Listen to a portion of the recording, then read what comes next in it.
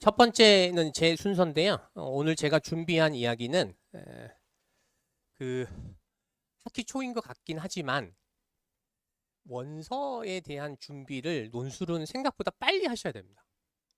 원서 준비를 어떻게 하고 어떤 의사결정과 어떤 준비 사항들이 필요한지에 대해서 제가 오늘 간단하게 설명드리도록 하겠습니다. 사실은 이제 논술 원서 쓰는 거에 가장 쉬운 게 아니어서, 왜냐하면 그 학생부 전형이나 수능 전형은 지표들이 있잖아요, 사실은. 학생부 전형은 뭐 최소한 우리 아이의 학생부 성적하고 뭐 학생 뭐 기록부들 좀 보시면 되고 선배들의 입결을 확인하면 되니까. 그러니까 수능 원서 쓸 때는 당연히 성적을 알고 쓰는 거잖아요. 근데 논술 원서는 굉장히 많은 정보들이 쭉 돌아다니는 것 같아도 굉장히 비합리적인 원서를 쓰는 경우 되게 많아요. 제가 오늘 이렇게 말씀드리지만 아마도 올해 이제 학교나 이제 주변 다른 선생님을 통해 경험하시게 될 얘기를 미리 좀 말씀드리면, 아마 논술 원서는 수능 성적을 중심으로 쓰게 될 확률이 많아요. 뭐 이를테면 모의고사를 쭉 봤더니 모의고사 성적을 보니까 수능으로는 성균관대 정도를 충분히 갈 수 있는 아이일 것 같다라는 판단이 들면 논술 원서를 쓸 때는 어디를 쓰는 게 좋을까요? 연세대 정도, 또 고려대 정도를 생각하면서 이제 원서 고민을 하죠.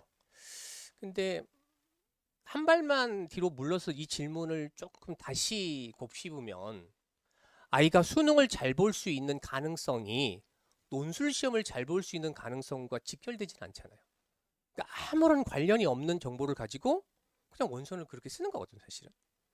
그래서 이제 그 논술 원서가 되게 비합리적인, 저는 조금 다른 강사들보다 조금 강하게 말하는 편인데, 논술 합격과 불합격은 아이의 실력보다 훨씬 더 원서에 달려 있습니다. 원서를 어떻게 쓰느냐가 합격의 파라를 결정합니다. 왜냐하면 수능은 전국구 경쟁이에요. 그러니까 서울대 의대 갈 친구나 올 9등급을 맡게 될 수밖에 없는 실력 가진 친구나 똑같은 시험을 보고 성적표를 받는 거거든요.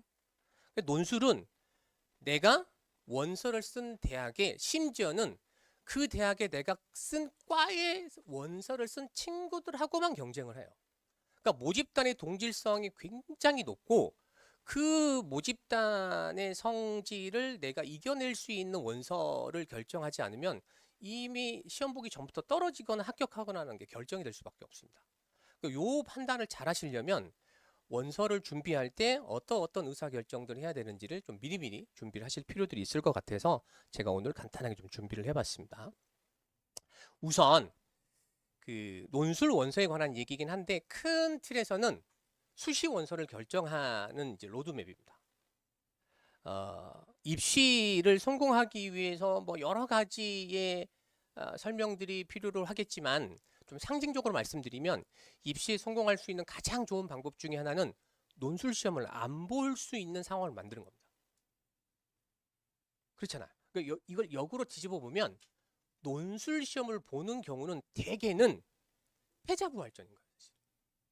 그러니까 아주 센 친구들이 논술 시험을 보는 건 아니에요. 조금 이따 이제 수시 1차 설명할 때 한 번 더 설명드리겠지만, 이를테면 수시 원서를 쓸 때 제1 결정 요소는 학생부 원서를 내가 쓸 수 있냐 없냐. 내가 학생부, 뭐 대개는 이제 우리 이제 학군지 지역에는 대부분이 이제 학생부 종합 전형일 텐데, 그 종합 전형으로 내가 원하는 대학의 수시 원서 6장을 설계할 수 있냐.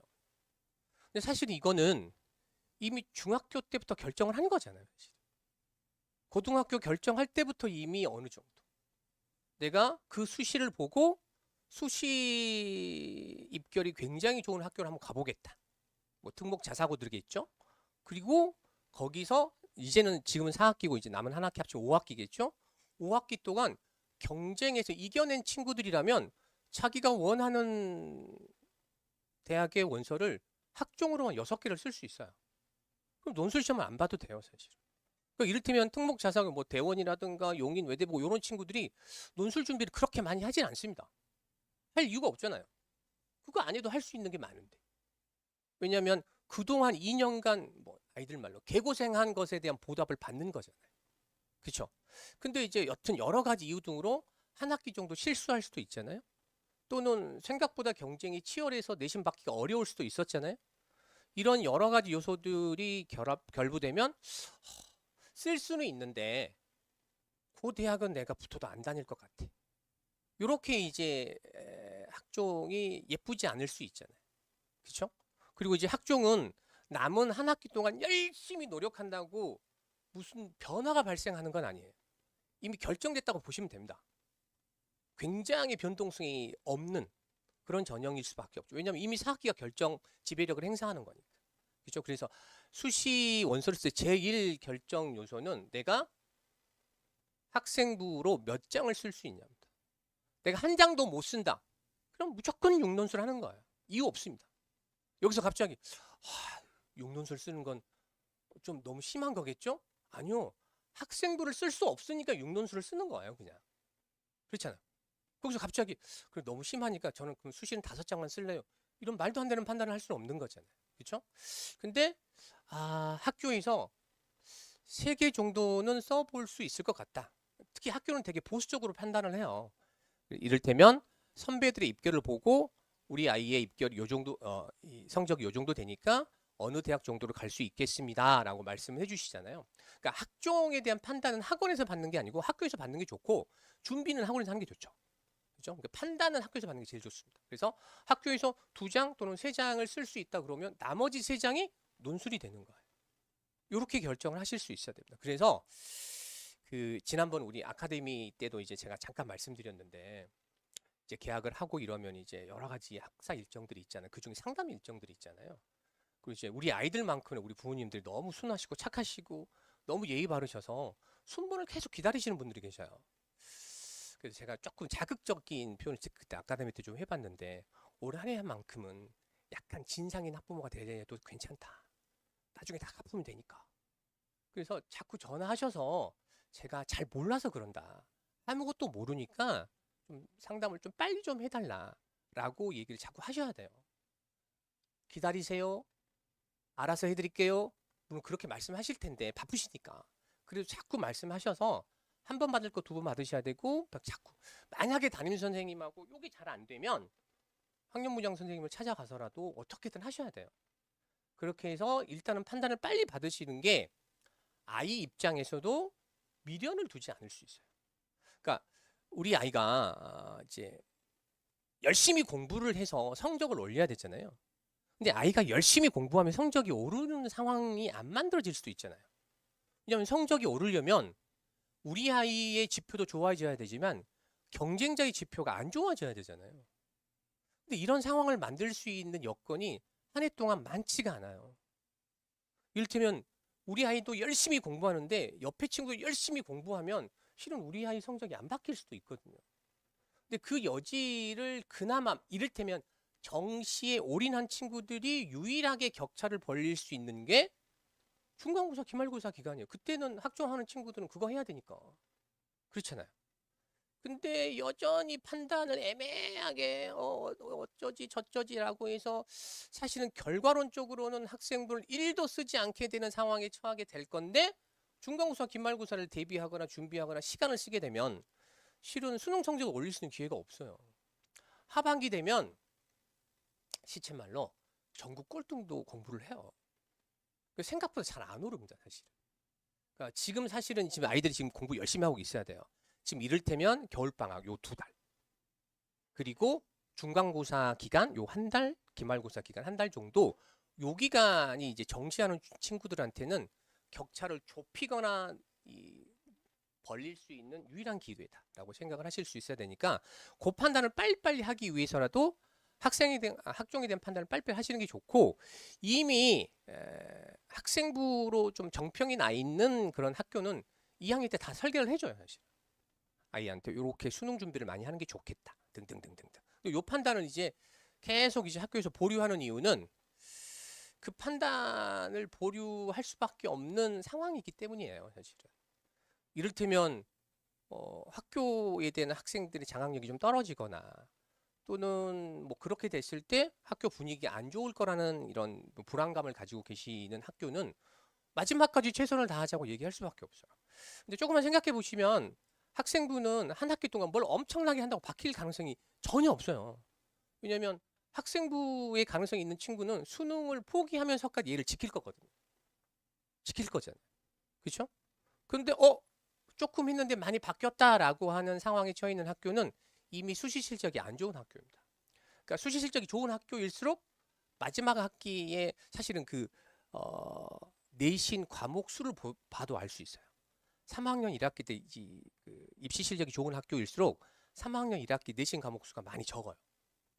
이미 이제 4학기 때 많이 끝내놓고 3학년에서는 사실 이제 학생부에 뭐 많은 시간을 할애하기보다는 이제 수능 쪽에 조금 더 신경을 쓰게 하는 이제 그런 이제 설계들 해놓은 학교들이 대부분일 테니까.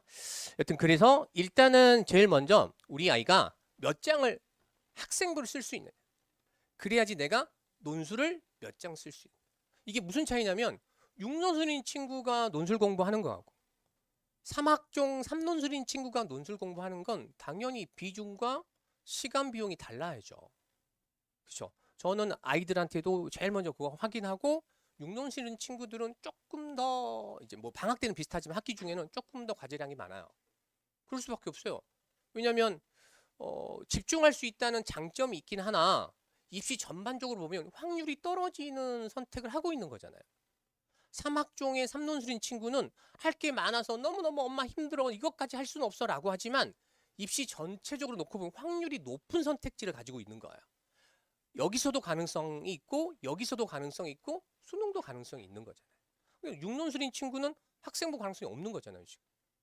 그러니까 논술은 하고 싶어서 6논술을 하는 게 아니고요. 어쩔 수 없이 6논술을 하는 거예요. 쓸 수 없었기 때문에. 그죠? 그걸 잘 기억해 주시면 좋을 것 같고요. 그 다음에 요 최저 라인, 요거 이제 아이들한테 제가 얘기를 해요. 엄마랑 아빠랑 식사하고 밥 먹을 때 꼭 이걸 자꾸 물어봐서 몇 달 동안 계속 진지하게 고민해야 될 거다. 뭐냐면 너가 갈 수 있는 최저 라인의 대학을 결정해야 된다. 엄마나 아빠가 가끔씩 또는 너가 재수는 절대 안 돼요 라고 하는 비현실적인 얘기를 하지 못하도록 해라. 재수는 절대 안 돼요 라는 말은 그 어떠한 선택지보다 말도 안 되는 말입니다. 불가능한 얘기예요. 제 제자 중에 수능 성적이 7, 1, 1, 1, 1, 1인 친구가 있어요. 어마어마한 애잖아요, 사실은. 근데 이 친구한테 야, 어쩔 수 없잖아. 이 성적에 맞춰서 가라고 할 수 없잖아요. 평상시에 계속 11111 맞았던 애가 수능날 7111 맞았다고 가정 한번 해보세요. 재수 안 시킬 거예요? 말이 안 되잖아요.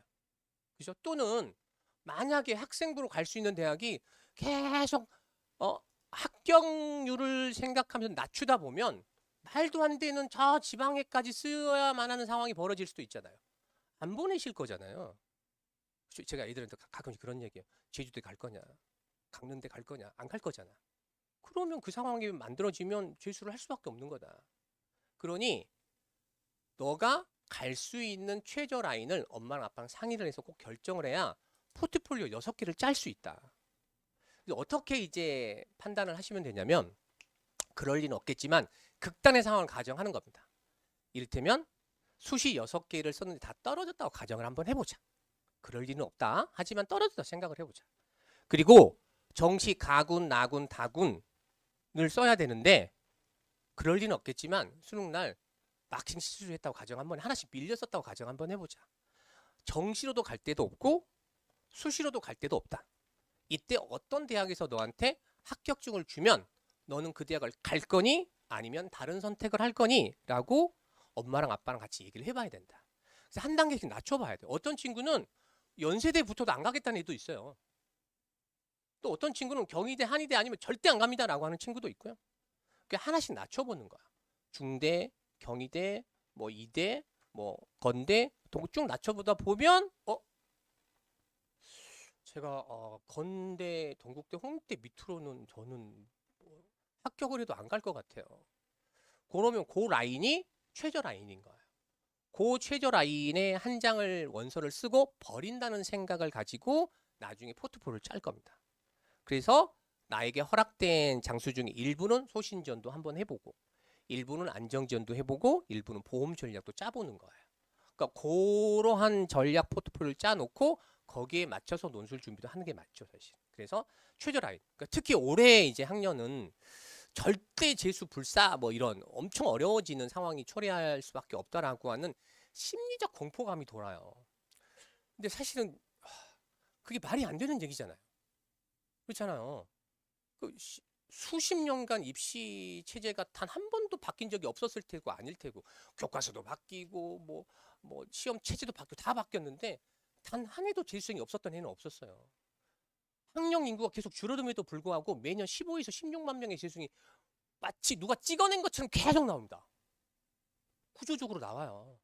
그러니까 그런 심리적인 공포에 휩싸여서 무리한 이 원서를 쓰는 거 조금 주의하고 경계하실 필요도 있다. 물론 실은 원서는 그 심리가 팩트이기도 합니다. 이미 우리 학년에 형성된 그 심리적 공포가 아마도 합격의 게이지를 낮추게 될 확률은 맞아요, 사실은. 뭐 그렇다고 해서 용기 있게 저는 그러면 그 틈새를 노려가지고 이렇게 빵꾸 전략을 한번 해보겠습니다. 쉽지 않거든요, 사실은. 몇 장밖에 안 되고 3장밖에 안 되는데 여기다 한번 질러봐? 복권 사는 것도 아니고 아예 인생 걸고 그렇게 할 수는 없거든요. 그러니까 그게 결국 모이고 모여서 나도 하나 낮춰야지, 나도 하나 낮춰야지, 나도 하나 낮춰야지. 그래서 아마 선배들보다 똑같은 밑결인데도 아마 학교에서 제시하는 이 합격의 컷 기준이 많이 낮아져서 아마 만족하지 못하는 대학 라인이 나올 수도 있어요. 그러니까 이런 걸 생각해 보고 정시를 어떻게 할 건지 논술을 어떻게 할 건지 고민을 해주실 필요들이 있을 것 같습니다. 그 다음에 수능 최저에 대한 가능성인데요. 주요한 모의고사들만 생각하시면 됩니다. 실은 이제 아주 보수적으로 생각하면 6월, 9월만 생각하시면 돼요. 근데 이제 3월도 생각을 하실 수 있는 게 뭐냐면 일단은 대개 이제 3월 달에 우리 아이가 가장 베스트하게 시험을 보게 될 확률이 좀 높아요, 사실은. 그렇죠? 그리고 그 뒤로 계속 공부를 더 하게 될 텐데 아마 이제 플러스 요인이 발생할 테지만 졸업생들이 끼어들면서 이제 마이너스 요인이 들어가고 뭐 플러스 마이너스 이렇게 쌤쌤하면 3월 성적이 대개 한 9할 정도는 수능 성적 비슷합니다. 대부분 그렇게 되길 가능성이 좀 높아요. 3월 성적, 그다음에 6월 모의고사 성적, 9월 모의고사 성적을 보고 사실은 아주 보수적으로 쓰실 거면 3번 다 최저를 맞췄다라고 하면 나는 최저를 맞출 수 있구나. 조금 공격적으로 쓰고 뭐 논술 떨어져도 괜찮아라고 쓸 생각이시라면 한 번 정도를 맞춰. 근데 단 한 번도 최저를 맞춘 적이 없는데 저 열심히 공부해서 맞출 수 있어요라고 하는 욕심을 가지고 원서를 쓰게 되면 사실 확률 거의 없어요. 실은 대부분의 주요 대학들의 최저 충족률이 25%를 넘기지 않습니다. 100대 1 보통 이러잖아요. 실질 경쟁률이 그래서 4분의 1토막이 나는 거예요, 사실. 최저 맞추는 애들이 그렇게 많이 없기 때문이죠. 우리 아이의 최저 가능성이 어떤지. 그 다음에 이제 무엇보다도 중요한 건 당연히 논술 지표입니다. 이 논술 지표, 우리 아이가 논술을 얼마나 잘할 수 있는지를 확인할 수 있어야 됩니다. 그러니까 요게 수능보다 훨씬 일정이 빠르기 때문에 빠른 결정을 하실 수 있어야 됩니다. 그래서 우리가 요런 이제 저희 학원에서는 이제 주간 성적표, 저는 별도로 이렇게 이제 진단 분석표를 따로 만들어서 상담 시에 이제 따로 활용을 하는데 이 진단 분석표가 의미 있는 시기가 언제냐면 요 시기예요, 요 시기. 그러니까 우리가 이제 수시 일정을 좀 이해하실 필요가 있는데 가장 중요한 시기가 이제 9월 둘째 주에 원서를 쓰잖아요. 그 전에 지표가 나와 있어야 돼요. 그러니까 학생부 원서 쓰기 전에 우리 아이 성적이 나와 있어야 되잖아요. 수능 성적 보기 전에 우리 아이의 성적이 나와 있어야 되잖아요. 그죠? 그러면 당연히 9월 원서 쓰기 전에 우리 아이의 논술 지표가 나와 있어야 돼요. 그래서 대개는 수능은 10월 무렵에 실전 모의고사들을 보통 많이 하는데 논술은 7, 8월 달에 실전 모의고사를 해요. 근데 이때 시작하겠다고 들어오게 되면 당연히 따라가기가 거의 불가능합니다, 사실은. 요 모의고사 성적을 보고 실은 이제 원서를 쓸 때 제 개인적인 입장이야. 제 수강생들이 높은 성적이면 좋겠고 또 제 수업을 열심히 들어주거나 또는 뭐 엄청나게 많은 리액션을 해주거나 이런 친구들이 성적이 좋으면 좋겠는데 실은 그건 모르잖아요. 저도 봐봐야 아는 거니까.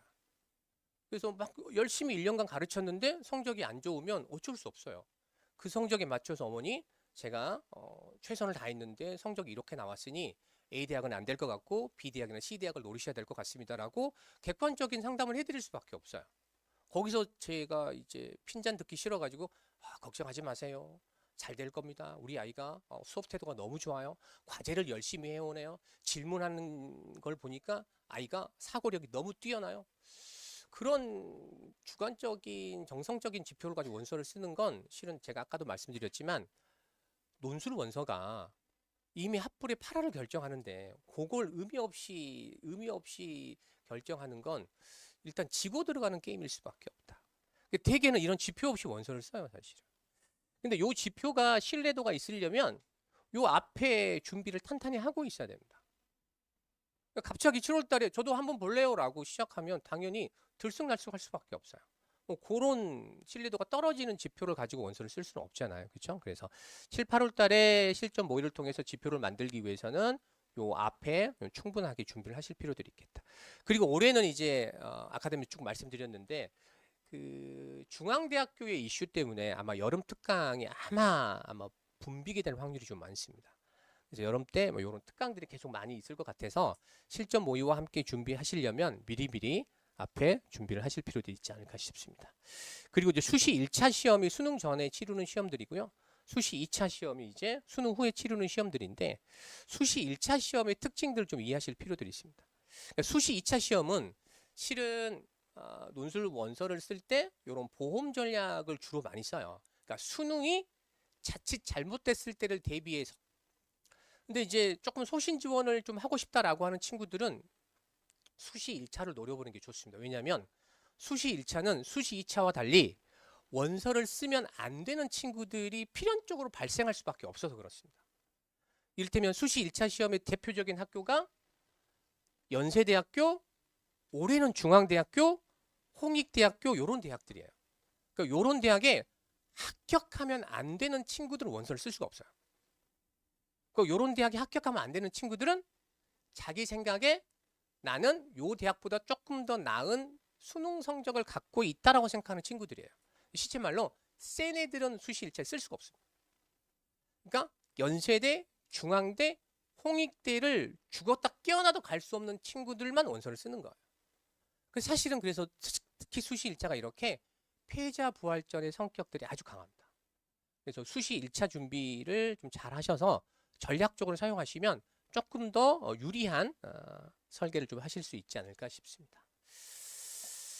그리고 상담을 이제 아카데미 때 쭉 해보고 나니까 이제 어머니들이 충분히 이해하시는 것과 달리 아이들이 이해를 안 하려고 거부를 하거나 나는 아직 준비가 안 됐거나 또는 내가 이것까지 해야 돼라고 아버님들이 아이들을 설득하기 힘든 경우들이 좀 있는 것 같아요.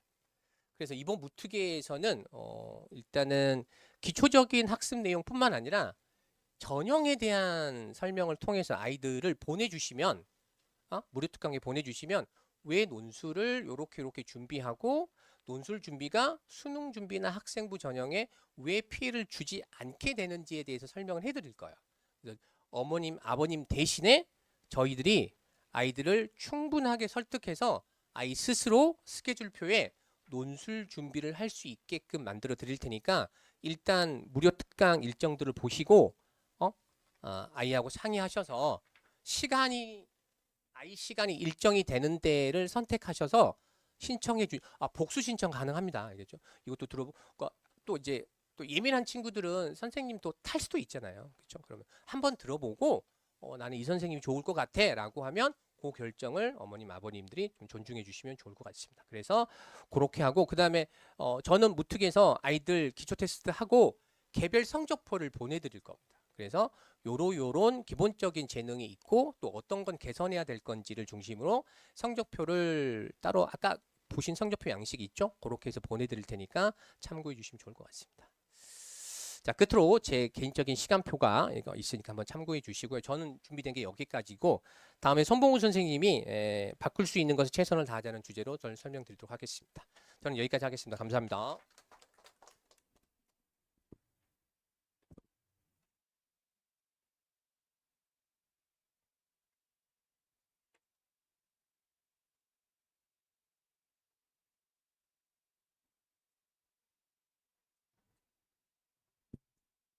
아, 예, 안녕하세요. 예, 논중과 추론 입문논술 강사 손봉우라고 합니다. 예, 만나서 반갑습니다. 예, 우선 뭐 제 소개를 간단하게 좀 드리자면 저는 이제 2007년부터 논술 강의를 시작했고요. 처음에 이제 중계 항림에서 시작을 하다가 주로 좀 오래 강의를 했던 학원은 강남 대성에서 좀 오래 있었고요. 지금은 이제 중계 항림, 그다음에 이제 논중과 추론, 그리고 학교 출강을 좀 병행하고 있습니다. 나름대로 공교육에 좀 보탬을 주기 위해서.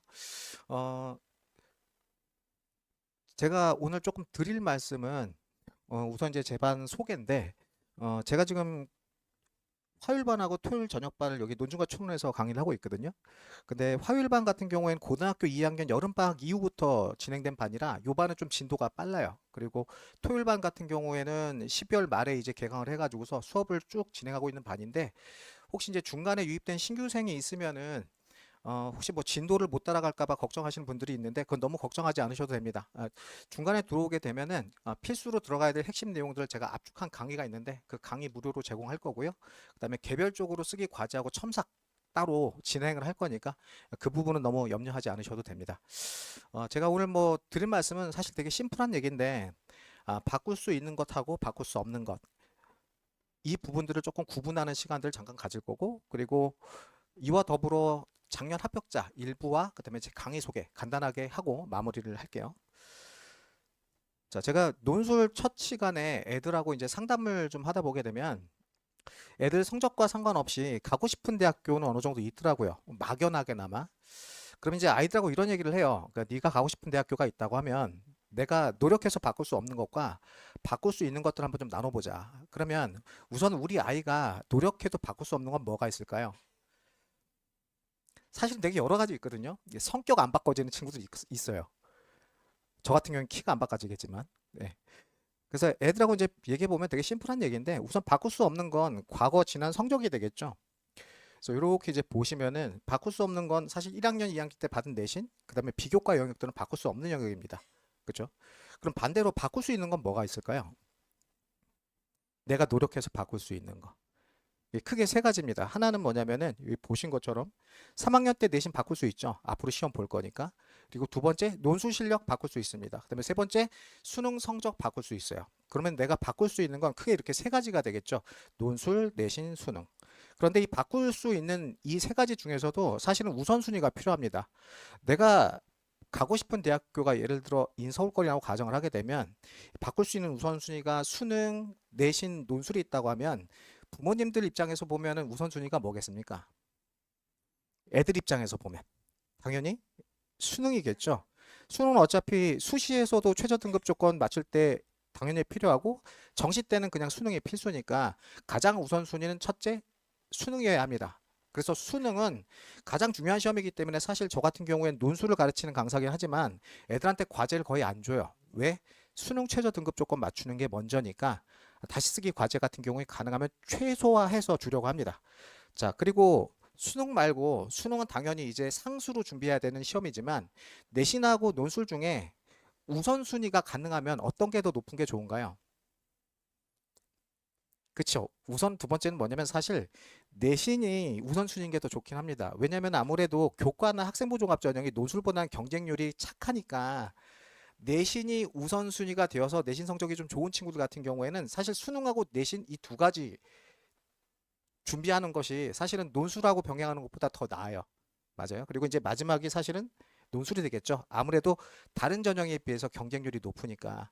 자, 그런데 우리 아이가 예를 들어 인서울권 정도의 학교를 희망을 하고 그다음에 모의고사 등급이 올 4 정도 혹은 3, 4, 3, 4 정도 나와요. 근데 내신이 예를 들어 이제 내신 기준으로 보게 되면은 인서울권 정도 학교를 내가 희망을 하는데 내신이 한 요 정도 나왔다고 칩시다. 1학년 때 3.5를 4번 받았어요. 중간기말, 중간기말. 3.5죠. 참, 그리고 부모님들이 설명에 많이 이게 들어보셨을 텐데 일반고 기준 인서울권의 학생부 종합 전형으로 합격을 하려면 보통 내신이 어느 정도 필요하다라는 얘기를 많이 들으셨어요. 우선 거기 맞춰서 한번 같이 가봅시다. 학생부 종합 전형으로 한 요 정도 내신이 있으면 인서울권에 붙더라. 마지노선을 어느 정도 들으셨어요? 어느 정도요? 혹시 제 얘기가 안 드시나요? 보통 마지노선을 어느 정도 잡냐면 3.0 정도 잡아요. 일반고 기준으로. 그래서 그 기준으로 한번 조금 말씀을 드릴게요. 물론 이제 비교과 영역이 조금 특출나거나 하면 내신이 이제 3점대 초반인 경우에도 좀 붙긴 합니다만 보통은 3.0 정도를 마지노선으로 잡습니다. 그래서 3.5가 예를 들어 4번 나왔어요. 그리고 2학년 때 3.0이 4번 나왔어요. 그러니까 중간기말 합쳐서. 그러면 이제 3.25 정도가 되겠죠. 평균이.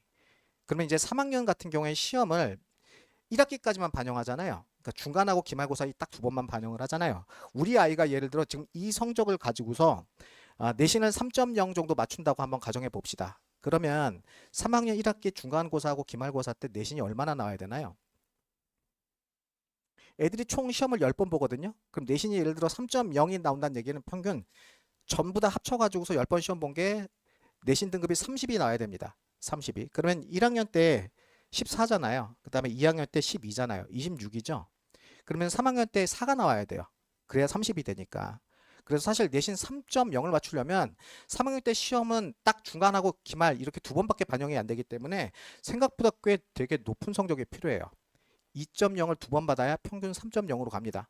자, 근데 우리 아이가 내신 나름대로 3점대 초반이고 아주 뭐 학교에서 공부 잘하는 축은 아닙니다만 그래도 못하는 축은 아니잖아요. 나름대로 이제 상위권인데 제가 이런 친구한테 야, 너 내신이 지금 평균 3.25인데 3.0 맞추려고 하면은 너 3학년 1학기 때 중간기말 2.0, 2.0 받아야 돼. 그러니까 내신 버려. 제가 이렇게 얘기를 한다고 하면 애들이나 부모님들 입장에서는 기분 좋으시겠어요?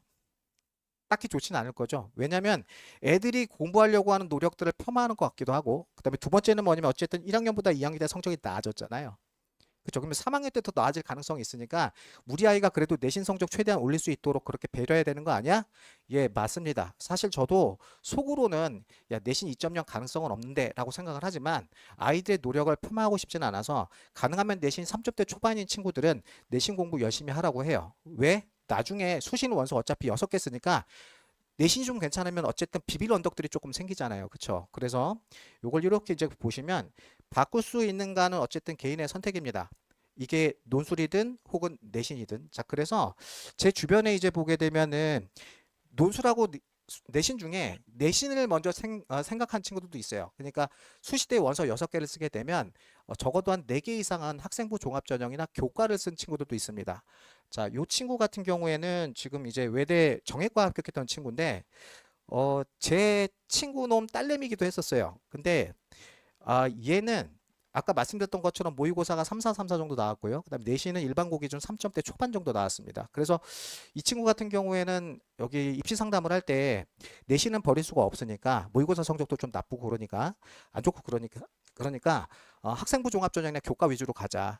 그래서 나중에 7월 달 이후에 논술 수업 듣고 그 전에 그냥 수능 공부하고 내신 열심히 올려서 와라. 어차피 인서울권 정도면 충분히 너가 만족한다고 했으니까 내신 준비하다 와라. 이렇게 얘기를 했었어요. 그래서 내신은 얼추 한 3.0에서 3.1 정도 받았던 친구인데 학생부 종합전형하고 교과 합쳐서 4개 썼고 논술을 2개 썼거든요. 근데 이제 학생부 종합전형 같은 경우는 인서울권 중심으로 썼는데 국민대학교에서 1단계 합격을 하고 나머지는 다 떨어졌고요. 논술은 동국대학교하고 외대 썼는데 외대 최저 맞춰서 붙었습니다. 그리고 또 한 친구는 뭐냐면 요건 지금 경희대학교 사학과 합격했던 친구인데요. 은근히 경쟁률이 높아요. 경희대학교가. 왜냐면 최저 등급 조건이 2합 5 정도밖에 안 되고 애들 인지도가 되게 높아가지고서 거기다 또 선발하는 인원이 얼마 안 되다 보니까 이게 사학과가 경쟁률이 한 125대 1 정도 나왔거든요. 근데 요 학과를 합격한 친구도 사실은 교과하고 학생부 종합전형 4개 썼어요. 그리고 논술로 상향으로 한양대학교하고 경희대학교 사학과 썼는데 경희대학교 사학과 붙은 겁니다. 자, 근데 제가 이 친구들은 사실 본인이 내신 성적이 또 괜찮으니까 그리고 인서울권 정도면 본인이 충분히 합격하면 다닐 의향이 있으니까 이런 친구들한테는 내신을 중심으로 먼저 공부하라고 얘기를 했고 물론 늦게 이제 논술을 이 친구들은 들었지만 논술은 이 친구들한테는 서브죠. 논술이 메인이 아니라. 그래서 이 친구들은 그냥 논술은 그냥 붙으면 좋은 그냥 덤으로 좋은 그 정도의 시험이었기 때문에 이렇게 내신이 좋은 친구들 같은 경우에는 논술을 조금 나중에 시작하셔도 됩니다. 한 2개 정도만 쓸 친구들 같은 경우에는. 그래서 수시 때 원서를 머릿속으로 생각을 하는데 내가 학생부 종합전형이나 교과를 4개 이상 생각하고 있다라는 친구들은 어차피 논술 한두 개 정도는 여름방학 이후에 수업을 들어도 조금 따라오는데 큰 무리는 없기 때문에 이런 지원 전략을 짜셔도 돼요. 자, 반면에 나는 내신은 절대 바꿀 수 없다라고 생각하는 그런 친구들 같은 경우에는 가능하면 여름방학 이전에 논술을 준비하는 걸 추천을 드립니다. 지금 저 친구 같은 경우에는 저 외대 아프리카 학부 합격했던 친구인데 고등학교 2학년 때부터 수업을 들었던 친구예요. 근데 이 친구는 특목고 다녔던 친구라 내신이 되게 좀 안 좋았고 모의고사 등급도 일찌감치 좋지 않았습니다. 그래서 본인은 스스로 바꿀 수 없는 것을 수능도 바꿀 수 없다고 생각을 했고 내신도 바꿀 수 없다고 생각을 해서 논술만 조금 열심히 팠던 친구거든요. 거기다가 학과도 뭔가 좀 합격률이 높은 학과를 원했고 두 번째는 뭐냐면 남들이 가지 않은 길을 가고 싶다. 그렇게 얘기를 해서 아프리카 학과를 추천을 해줬고 거기에 합격했던 친구입니다. 그리고 이 친구는 이제 건대 합격했던 친구인데 이 친구는 내신 대비 모의고사 성적이 되게 좋았던 친구예요. 9월 모의까지 올 2 정도 나왔거든요. 그래서 원래는 이제 고대가 4, 8이라 고대까지 써볼까 했는데 고대는 너무 이제 본인이 높다고 해가지고서 뭐 성대, 중앙대, 뭐 서강대, 한양대, 이화여대 자유전공으로 최저등급 조금 높은데 스크랜턴 학부로 썼고 혹시 몰라가지고서 건국대학교를 제일 낮게 하향 지원을 했어요. 근데 논술로 이렇게 6개를 썼는데 실제 수능에서는 나머지 학교들 최저가 다 안 되고 건국대학교 하나만 맞췄어요. 2합 5로. 근데 건대를 붙었어요. 그래서 이 친구 같은 경우에는 감사 인사가 되게 많이 와요. 그래도 6개 중에 하나 건대 사실 본인이 정시 때 갈 수 있다고 판단했는데 막상 수능이나 뚜껑을 열어보니까 최저가 다 안 되고 그나마 건대 쓴 게 걸려가지고서 여기 다니게 돼서 되게 좋아했던 친구 중에 하나입니다. 자, 그 다음에 이 친구는 숙대 합격했던 친구고요. 영문과. 근데 숙대만 합격한 게 아니라 같은 친구입니다. 여기 홍익대학교도 합격했거든요. 홍익대 경영도.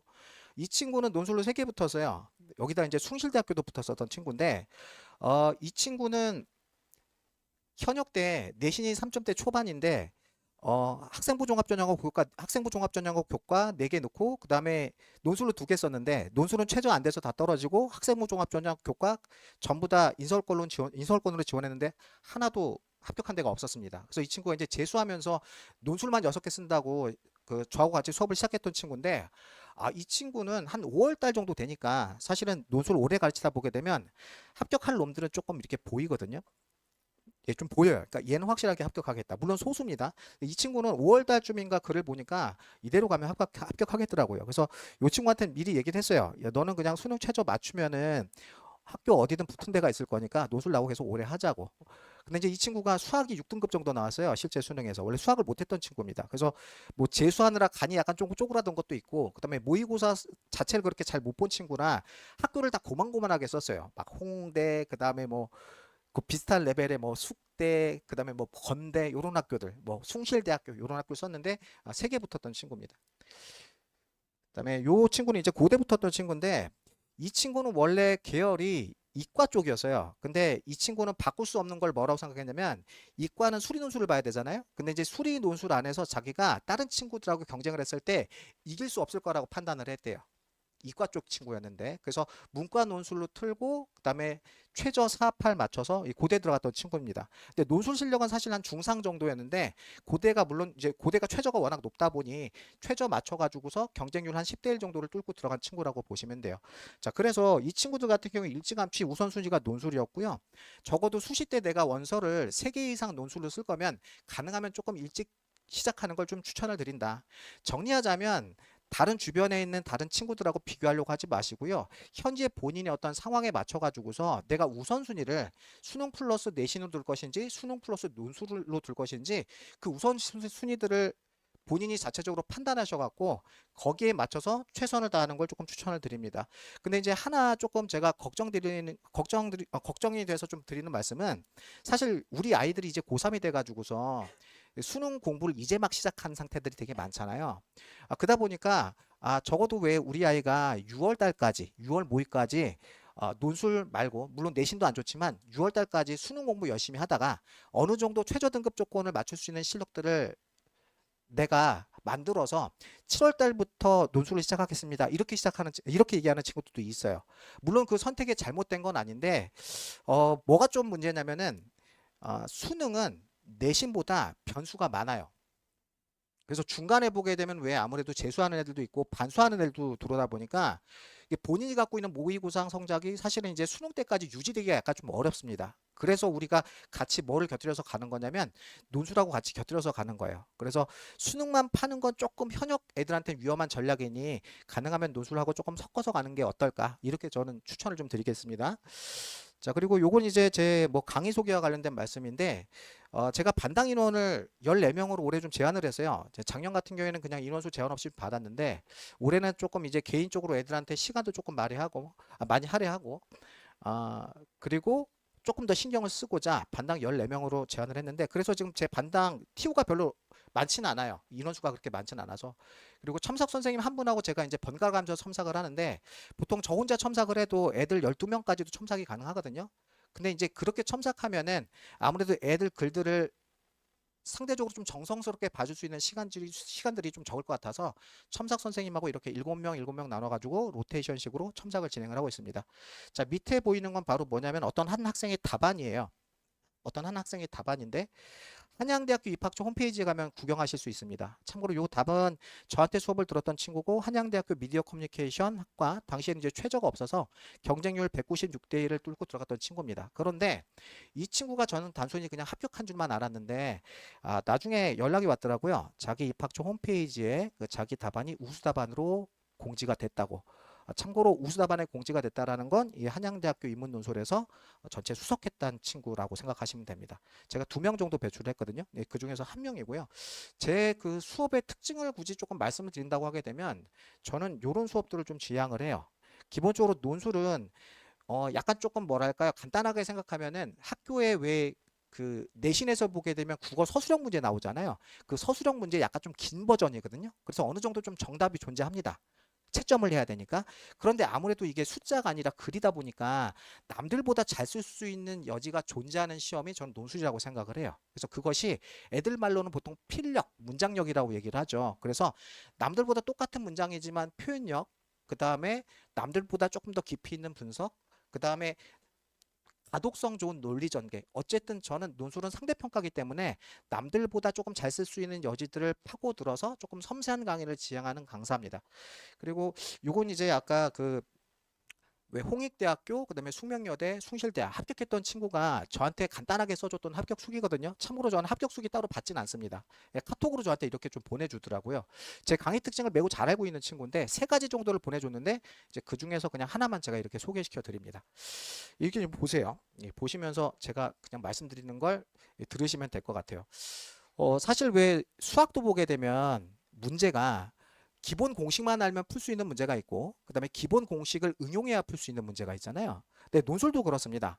가장 기본적인 것만 알면 풀 수 있는 문제가 있고요. 그 기본적인 것들을 알고 응용을 해야 문제를 풀 수가 있는 게 있어요. 그래서 기본 문제든 논술도 응용 문제든 양쪽 문제를 다 대처하려면 사실은 어떤 문제가 나오든 자기 스스로 자기만의 논리를 만들 수 있는 힘들을 갖는 게 가장 좋거든요. 그래서 저는 수업 시간에 어느 정도 정형화된 답안들을 애들한테 얘기하기도 합니다만 두 번째는 뭐냐면은 애들 스스로 어떤 문제가 닥치더라도 자기 스스로 논리를 만드는 힘을 조금 이렇게 키워주는 강의를 지향하고 있습니다.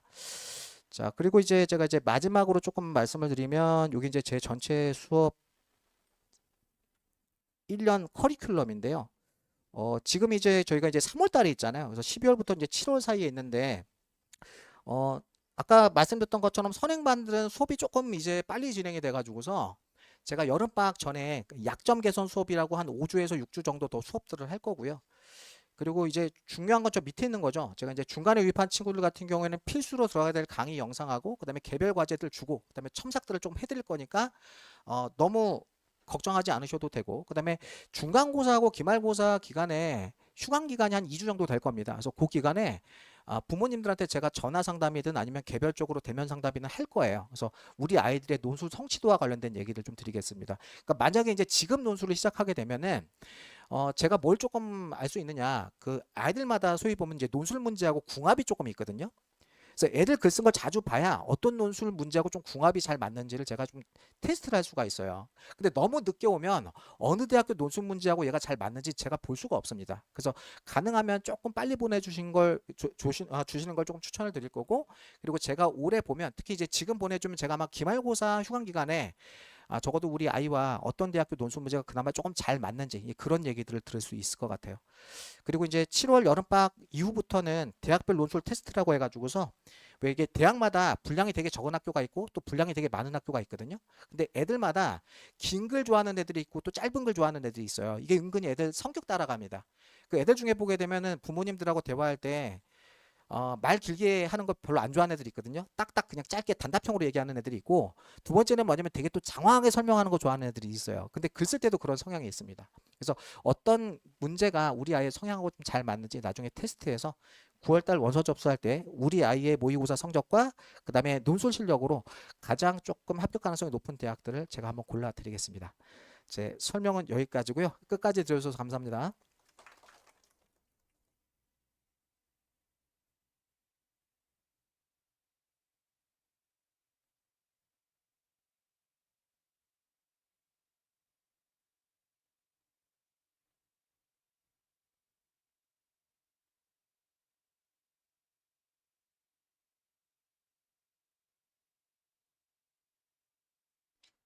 네, 안녕하십니까, 학부모 여러분. 설 잘 보내셨습니까?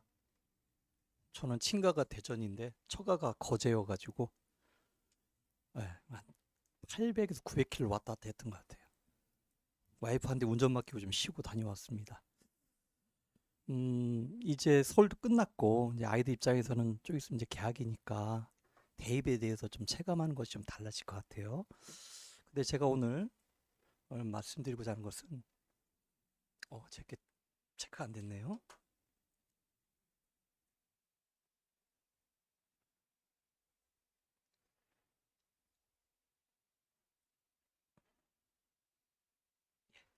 입문 논술을 준비한다 하더라도 좀 초반부터 좀 체계적으로 준비하는 게 좀 필요하잖아요. 그래서 그 체계적으로 준비하기 위한 첫걸음을 어떻게 뛰어야 될 것인지도 말씀드릴 거예요. 혹시 입문 논술을 준비하는데 관심 있는 분이 어느 분일까요? 뭐가 있을까요? 잠깐 손을 드셨는데 말씀 안 하시는데, 입문 논술 보면 수리 논술 나오는 대학들 있죠. 처음 듣는 얘기세요? 깜짝 놀라시면 안 됩니다. 인문계열 중에 상위권하고 중위권 라인에서 사회 상경계 같은 경우 언어 논술과 수리 논술을 같이 봐요. 또 약술력 논술도 논술의 영역으로 우리가 간주합니다만, 약술력 논술도 국어와 수학을 보죠. 그래서 첫 번째 오늘은 수리 논술을 준비하는 그런 대학의 계열을 준비할 때 어떤 것들을 좀 고려할 것인지 그거 말씀드리고요. 또 우리 아이들 아직 사탐 과목 결정 안 했나요? 이미 이제 이과 학생들 중에 이제 수많은 학생들은 과학 탐구를 아마 겨울방학 때 기본을 많이 다졌을 거예요. 근데 사탐은 겨울 때 잘 안 하죠. 과탐보다는 공부량이 제가 볼 땐 2분의 1 정도밖에 안 되거든요. 그래서 사탐은 우선순위가 아닐 겁니다. 근데 우리 아이가 사탐을 선택한다 하더라도 뭐 정시는 당연히 사탐이 중요한 거 맞습니다만, 논술에서도 사탐 과목이 논술에 한목적적으로 적절한 것이 중요한 것 같아요. 그러면 사탐의 그 수많은 과목 중에 어떤 걸 선택하는 것이 우리 아이가 입시를 대회하는데 유리할 것인가. 그래서 수학, 즉 수리 논술과 사탐 중심으로 좀 말씀드릴게요. 자, 강사 소개는 제 프로쇼에 있으니까 참조하시면 되고요. 논술 대비 체크리스트 이렇게 제목을 잡아봤습니다. 자, 첫 번째입니다. 요건 아실 거예요.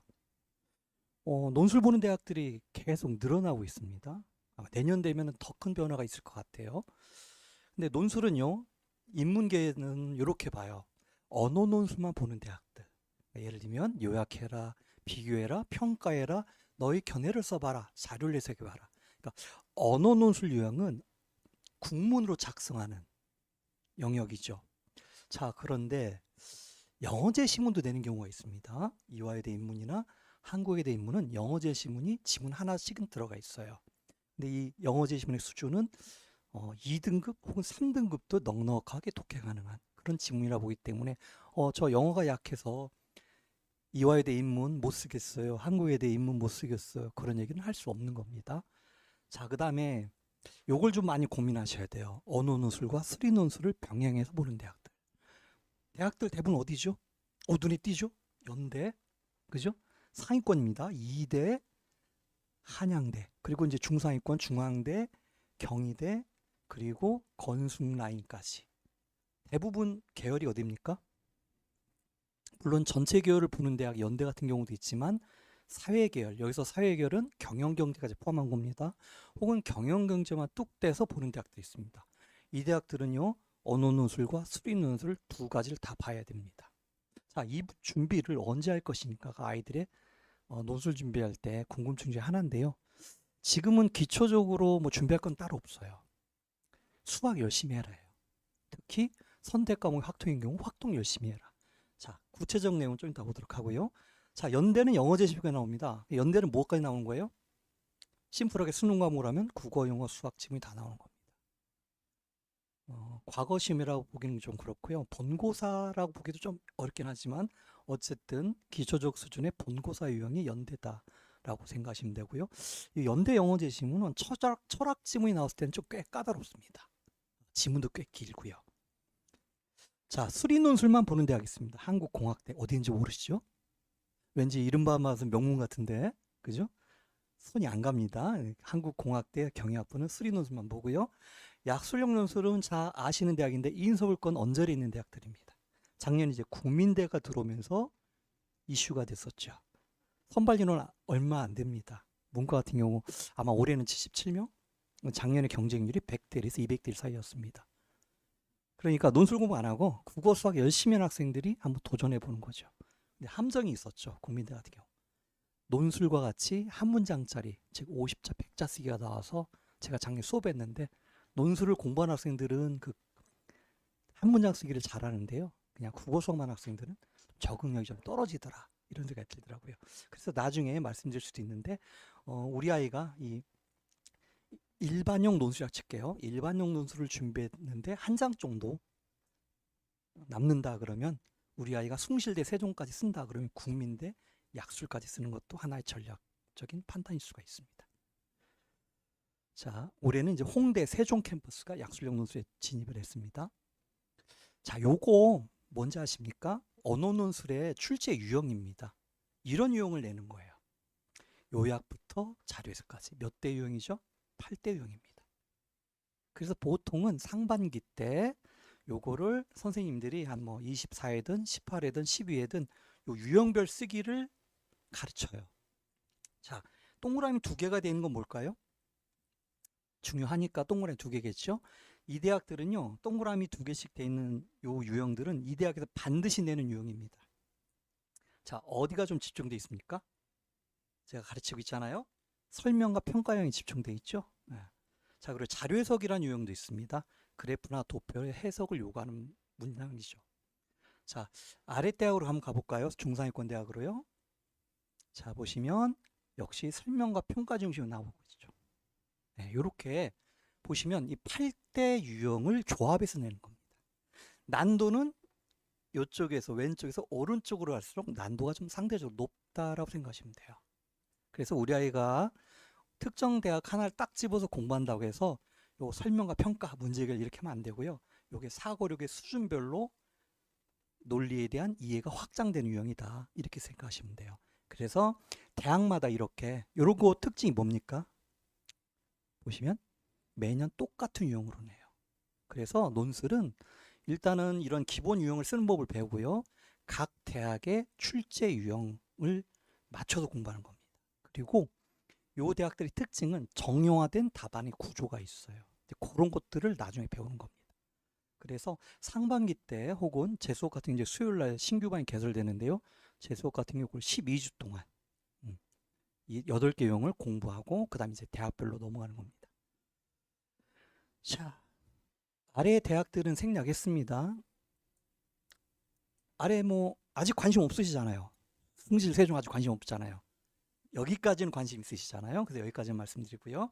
다른 대학도 대동소이하다 이렇게 보시면 됩니다. 자, 그럼 체크리스트 첫 번째 사회탐구 선택을 좀 말씀드릴게요. 여기는 이제 이과 지원한 이과 학생도 이과 학생 학부모님도 계실 가능성이 있고요. 물론 이제 지난 2월 9일 날 제가 한번 2시간 동안 설명을 드렸는데 사탐을 어느 과목 선택할 것인지 고민하는 학생이 있을 것 같아요. 자, 어느 과목을 집중적으로 선택했죠? 사회문화와의 생윤입니다. 기본적으로 아이들 많이 선택을 해요. 특히 여기 보시면 알겠지만 작년에 어떻습니까? 육모 기준으로 본다면요. 수능 때까지 44,000명 사회문화요. 생윤을 32,000명 증가했죠. 얘네들이 누굴까요? 대부분 이과 학생들입니다. 사탐 런한 학생들이에요. 그러면 그런 생각하죠. 아, 이과 애들 우수한 학생들이 이쪽에 다 몰리는 거 아닌가? 그건 아니에요. 논술은 우수하지 않은 학생들이 모이는 겁니다. 그리고 그만큼 응시인원이 많아지다 보니까 1, 2등급대가 좀 두터워집니다. 그래서 우리 아이가 사탐론을 하는 이과 학생들이 치여서 사문의 생윤에서 망한다라 생각하지 마시고 오히려 등급 인원이 더 늘어나는 그런 사문과 생윤의 선택이 더 괜찮을 거다라고 생각하시면 돼요. 자, 최근의 추세는 이렇고요. 아마도 올해는 이게 이 사탐론을 통해서 이과 학생이 유입되고 사탐을 선택한 학생들이 굉장히 늘 겁니다. 사탐 한 과목 이상 선택한 학생들이 수험생의 80%가 넘을 겁니다. 그래서 수많은 이과 학생들이 사문이나 생윤 쪽으로 많이 넘어올 거라고 생각을 합니다. 자, 우리 아이 뭐 선택을 할 것 같나요? 경제 같은 경우 가장 적죠. 근데 논술 전형을 고려할 때 경제를 선택하는 것이 하나의 전략일 수도 있습니다. 그걸 말씀드려 볼게요. 자, 지금 사회탐구, 과학탐구 영역 응시자인데요. 사회 2개, 작년도 기준입니다. 응시한 학생은 이 정도. 그리고 하나하나 이과 학생들이죠. 8만 명이 하나하나 선택했습니다. 그래서 사탐 런 현상이 있고요. 그리고 작년에는 사회탐구 한 과목 이상, 한 과목이나 두 과목 선택 학생들이 77%. 올해는 80%는 그냥 쉽게 넘기겠죠. 자, 그럼 체크리스트 뭐냐? 이렇게 나눠볼 수 있을 것 같아요. 사회문화, 생연, 윤리와 사상. 요건 이제 추천 과목입니다. 일단은 뭐 윤사는 배제하더라도 사문과 생연은요. 일단 응시 인원이 많기 때문에 1, 2등급 간의 인원이 많아요. 그렇기 때문에 상대적으로 많기 때문에 리스크가 좀 작은 편이고요. 그리고 논술 준비를 고려했을 때는요. 이 두 과목 사회문화, 생연이 대단히 중요합니다. 왜냐면요. 사회문화, 생윤에서 나오는 주제들이 논술 지문에서 한 70% 이상입니다. 물론 논술 인문논술에서 언어논술이 배경지식을 평가하는 거 아닙니다. 하지만 사문과 생윤에서 주로 나오는 주제에 대해서 이미 교과서적 지식을 습득한 상태에서 지문을 보게 되면 훨씬 더 독해에 대한 이해도 깊을 것이고요. 오류가 없을 가능성이 있겠죠. 그렇기 때문에 논술 전형을 준비한다 그랬을 때는 가장 추천해야 될 과목은 사문과 생윤이다라고 저는 생각을 하고요. 자, 그리고 특히 사회문화는 이런 경우가 있어요. 아까 8가지 유형 중에 맨 마지막 게 자료 해석이거든요. 근데 우리 아들 중에 보면 자료 해석을 너무 싫어하는 애들이 많아요. 실제 글 쓰다 보면 선생님 자료 해석은 도저히 못하겠어요. 근데 또 잘 쓰는 학생이 있습니다. 차이가 뭔가 하니 보니까요. 사회문화를 공부하는 학생들이 아무래도 그래프 도표에 좀 익숙한 것 같아요. 그래서 자료 해석형 유형이 나오는 대학이 전체 대학이 3분의 1 정도 나오거든요. 그러면 좀 조기에 섣부른 선택일 수도 있겠지만 사회문화를 선택한다면 자료 해석 유형에 대한 기본적인 배경까지 깔 수 있는 그런 과목이지 않나 생각을 합니다. 그리고 지리, 여기 세계지리, 한국지리, 역사, 동아시아 세계사 추천하지 않습니다. 인문계 학생 중에 분명한 선호가 있는 학생입니다. 집에 가보니까 세계 전도가 붙여있고 지구본이 있고 그런 아이들이에요. 그죠? 위인전이 잔뜩 있습니다. 그리고 지리책뿐만 아니라 뭐 위인전도 있고 세계사에 대한 뭐 자료도 있습니다. 이렇게 그렇지 않습니까? 역사 덕후들 있잖아요. 지리 덕후들 있거든요. 이 친구들 분명한 선호가 있기 때문에 여기에 아락바락 공부를 열심히 해요. 그래서 우리 아이가 단순히 사회문화, 생윤, 윤사보다는 좀 더 이쪽 과목에도 흥미가 있다. 그렇다면 이걸 선택한 문제가 안 되는데 만약에 어쩔 수 없이 이거 하나 해야겠다는 경우는 좀 문제가 있을 수 않을까. 왜? 선호도가 뚜렷한 학생들이 경쟁하기 때문에 등급을 잘 딸다는 보장이 없다라는 거죠. 그래서 이거는 리스크가 크다고 생각하고요. 그 논술 주제 중에 세계사, 역사나 지리에 관련된 지문이 나오기는 굉장히 힘듭니다. 논술 공부에는 별로 도움이 안 된다. 자, 경제는 전략적 선택을 할 수 있습니다. 물론 이제 각 대학, 각 학교별로 상위권 학생들이 주로 선택을 하죠. 등급 따기를 어려운 건 맞아요. 맞긴 한데 표점이 높죠. 이게 좀 장점이고요. 하지만 리스크가 매우 큰 편입니다. 자, 논술에서는요, 이화여대 사회결이나 숭실대 경상 그 때에 따라서는 케이스 바이 케이스요. 건국대 상경계열의 지원 학생들한테는 절대적 유리합니다. 경제를 선택한 학생들. 우리 아이가 태어날 때 백꽃을 갖고 태어났어. 이화여대죠, 백꽃, 그죠? 그래서 얘는 경제를 꼭 가고 싶어. 이대가 본인이 원하는 학교야. 그러면 경제 선택하는 것이 훨씬 더 유리합니다. 그건 제가 수업을 해봐서 알아요. 제가 볼 때 이제 경제 수학이 나오기 때문에 아이들 이제 쓴 거 딱 보잖아요. 그러면 경제를 선택하는 학생들이 답안이 월등히 뛰어납니다. 뛰어나다는 얘기는 30점 만점에 3점이고 경제를 선택하지 않고 쓴 아이들은요 0점 처리되는 게 되게 많더라고요. 그래서 나중에 선택을 할 때 이런 것들 고려를 하셔야 된다. 그래서 만약 우리 아이가 경제가 너무 좋아서 선택했다 그러면 우리 아이의 목표를 이화여대 사회계열, 숭실대 경상계열 혹은 이제 건국대, 이 케이스 바이 케이스입니다. 건국대는 항상 경제 수학이 나온 건 아닙니다만, 그래서 요 대학들, 요 계열을 지원하는 것이 굉장히 좋은 선택이 될 수 있다는 겁니다. 자, 요거는 수리논술 유형이에요. 요런 게 나오는 거예요. 요런 게. 그래서 시간 관계상 간단히 말씀드리면 출제 영역 보면 보통 기본으로 수학 1, 2는 다 들어가 있고요.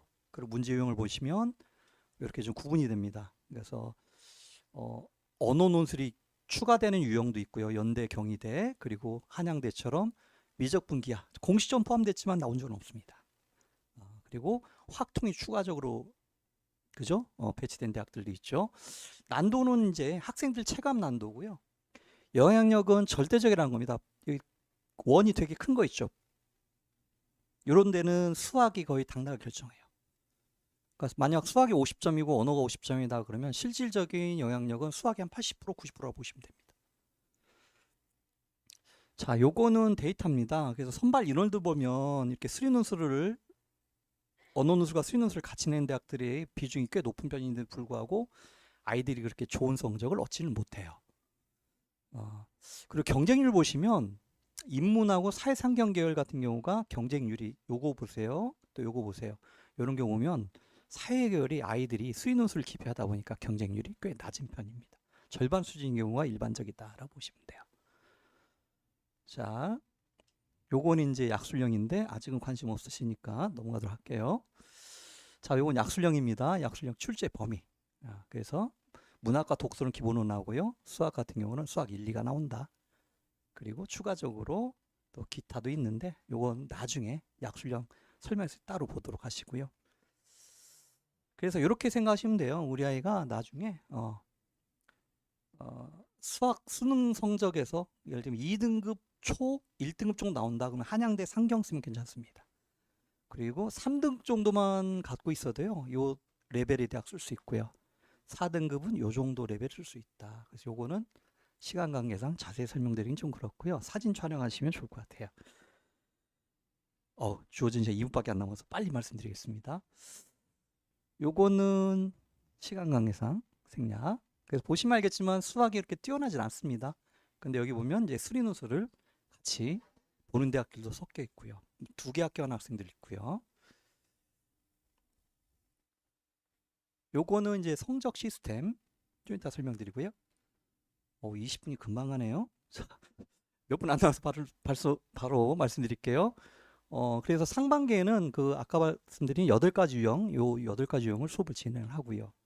하반기로 가면 이제 대학 군별, 그리고 수시 1차, 2차를 대비하고요. 그 다음에 요게 이제 제가 가르친 유형들인데 요거는 표준 시간표입니다. 요거를 12번에 끝내는 겁니다. 요게 실질적으로는 약 18번인데 12회에 끝내도록 합니다. 수업 진행은 1교시 때 유형별 해결법 강의하고요. 2교시 때는 쓰기 첨삭, 3교시 때는 그날 당일 쓴 거에 대한 해설을 진행하고요. 마음이 급해졌습니다. 자, 수업 소개 말씀드릴게요. 12월 28일 날 개강한 거는 이미 회차가 많이 지나서 좀 그렇고요. 3월 4일 날 신규 개강이 있습니다. 12주 완성인데요.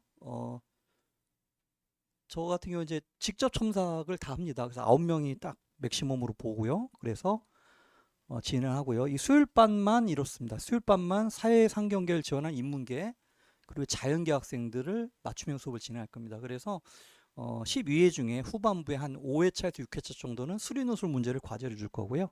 제가 채점하고 평가한 다음에 우리 아이가 과연 이 언어노술과 수리노술을 병행하는 대학이나 계열에 적절한지 이런 것들을 아이와 상담을 해서 좀 장기적으로 플랜을 짜볼 예정입니다.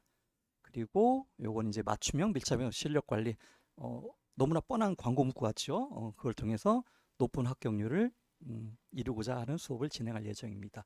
그래서 유형별 해결법 강의하고요. 쓰기 1대1 첨삭하고 해설 강의하고요. 첨삭은 1대1 대면 첨삭합니다. 그리고 리라이팅 하고요.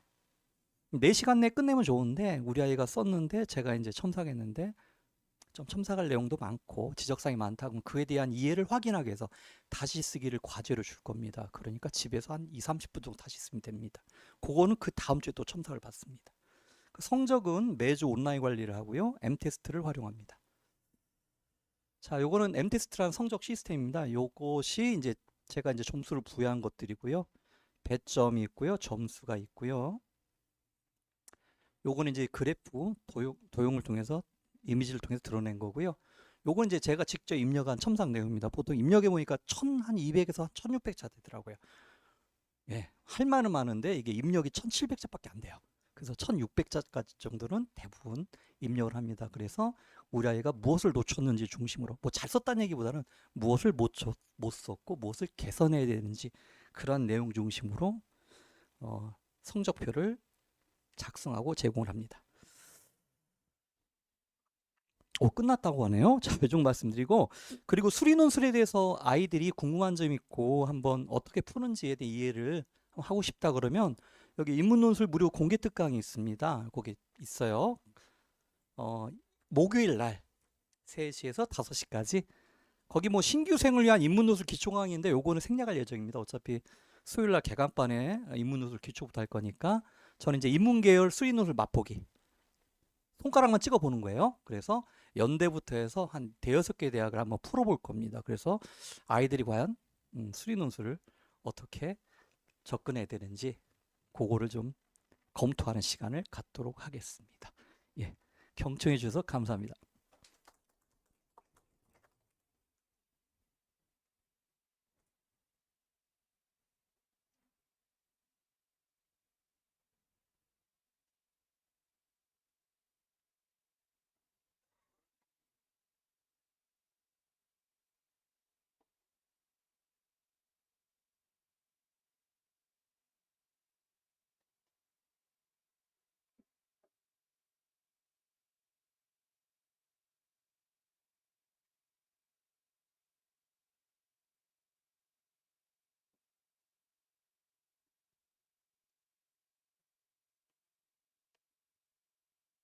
네, 안녕하세요. 조현경 논술 강사입니다.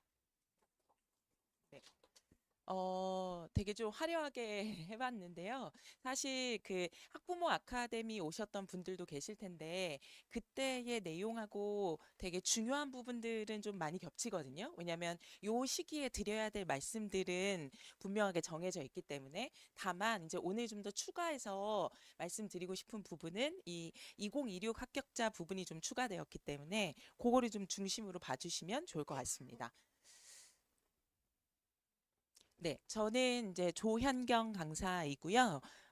지금 잠시만요. 넘어갔네요. 네. 중계 학립 논술하고 대치 논증과 추론에서 강의를 주로 하고 있고요.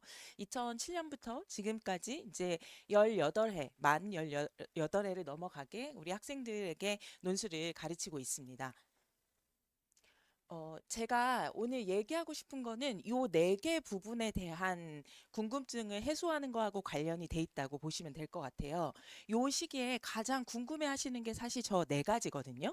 그래서 일반고 교과 3.5 이하도 논술을 합격할 수 있나요? 이 질문들 제일 많이 하시고요.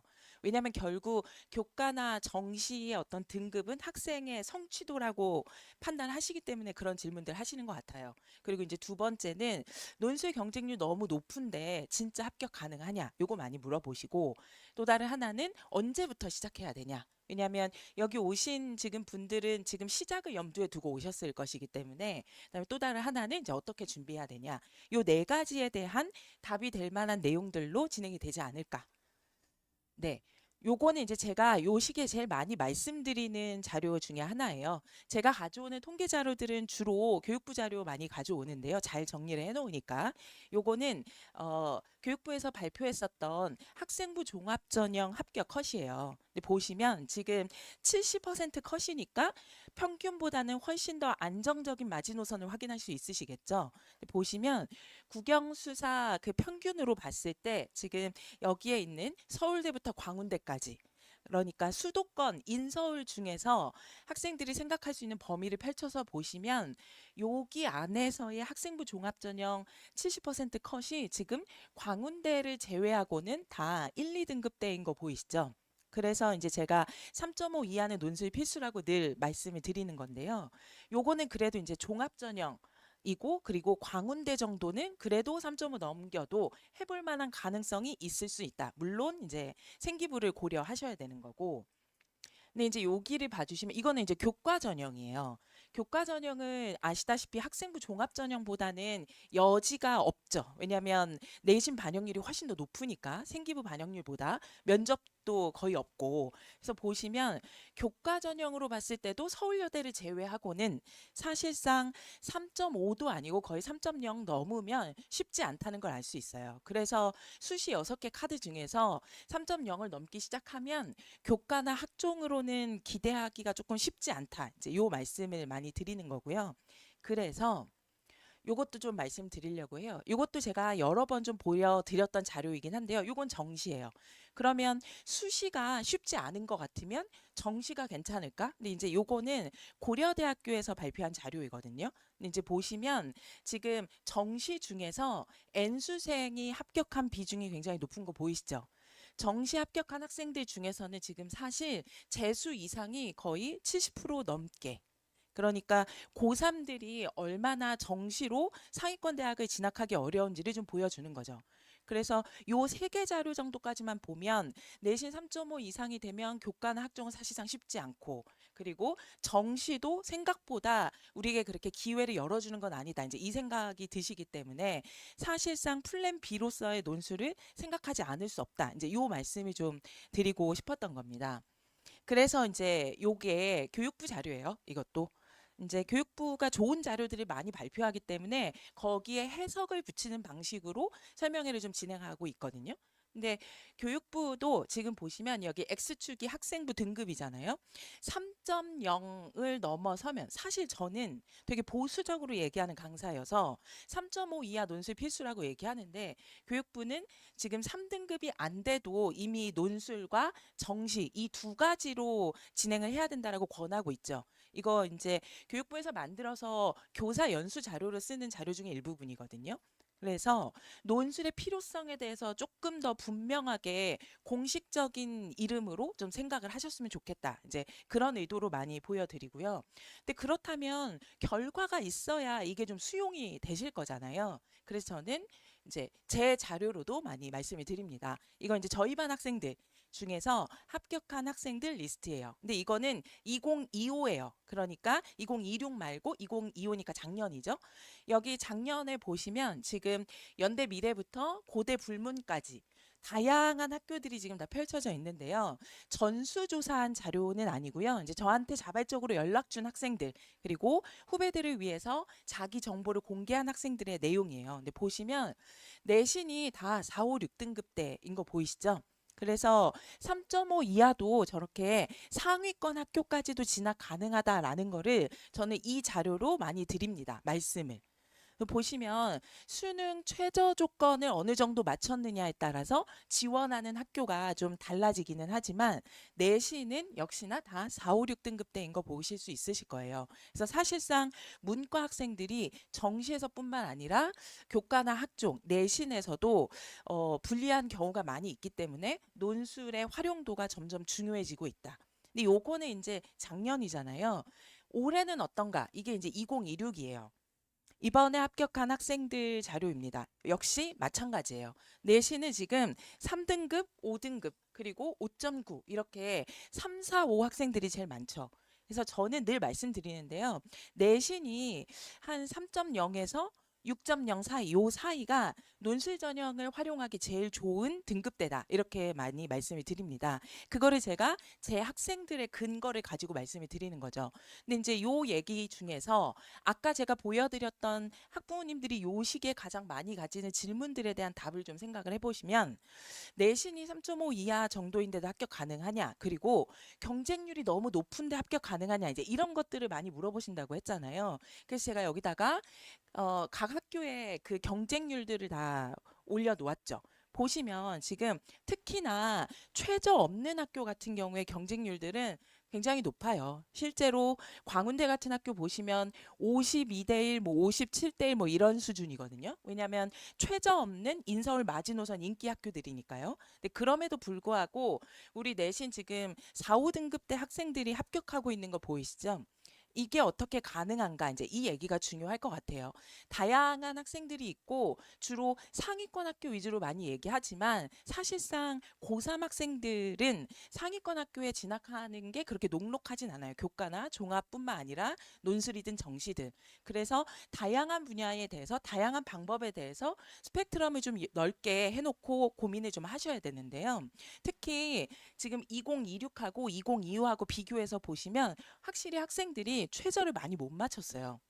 2026 때는 2025 때는 삼합 대상 학교에 합격한 학생들이 연락을 준 비중이 훨씬 더 높거든요.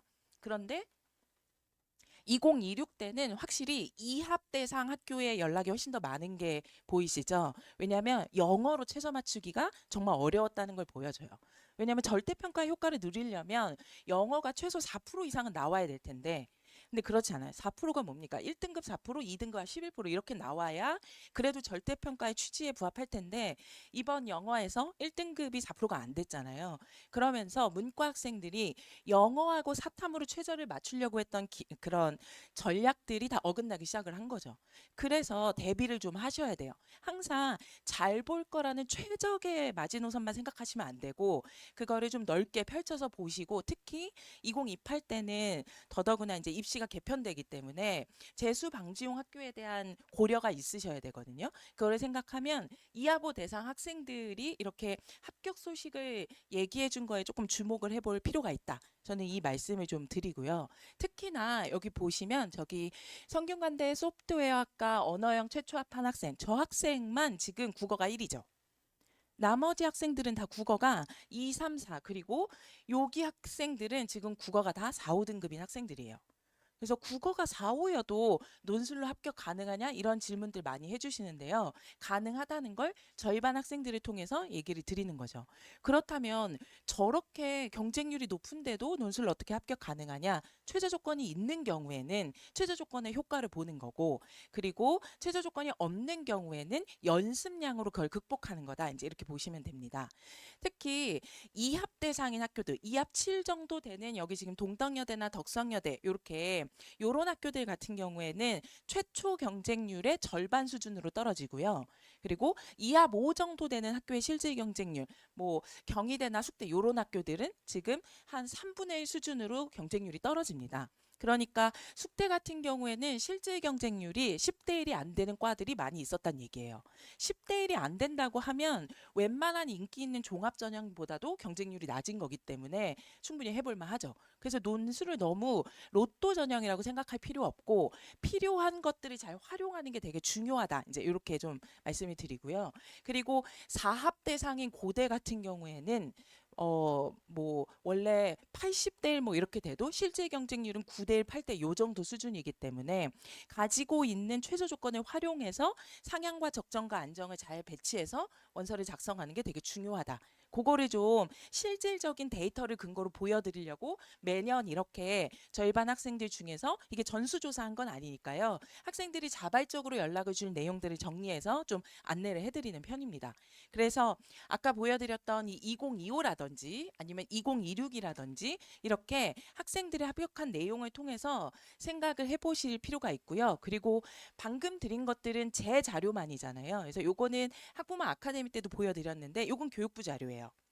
아까 얘기했던 내용의 이제 연장선인데 국어 잘해야 논술 잘하는 거 아닌가요? 이렇게 많이 질문하시잖아요. 그래서 서울시 교육청에서 발표한 자료인데요. 보시면 저기 연대 고대 합격한 학생들이 국어 평균 100분위가 지금 한 상위 8% 9% 되는 거예요. 100분위가 92면 이제 상위로 따지면 8% 정도 되는 거죠. 그러면 사실상 2등급인 거거든요.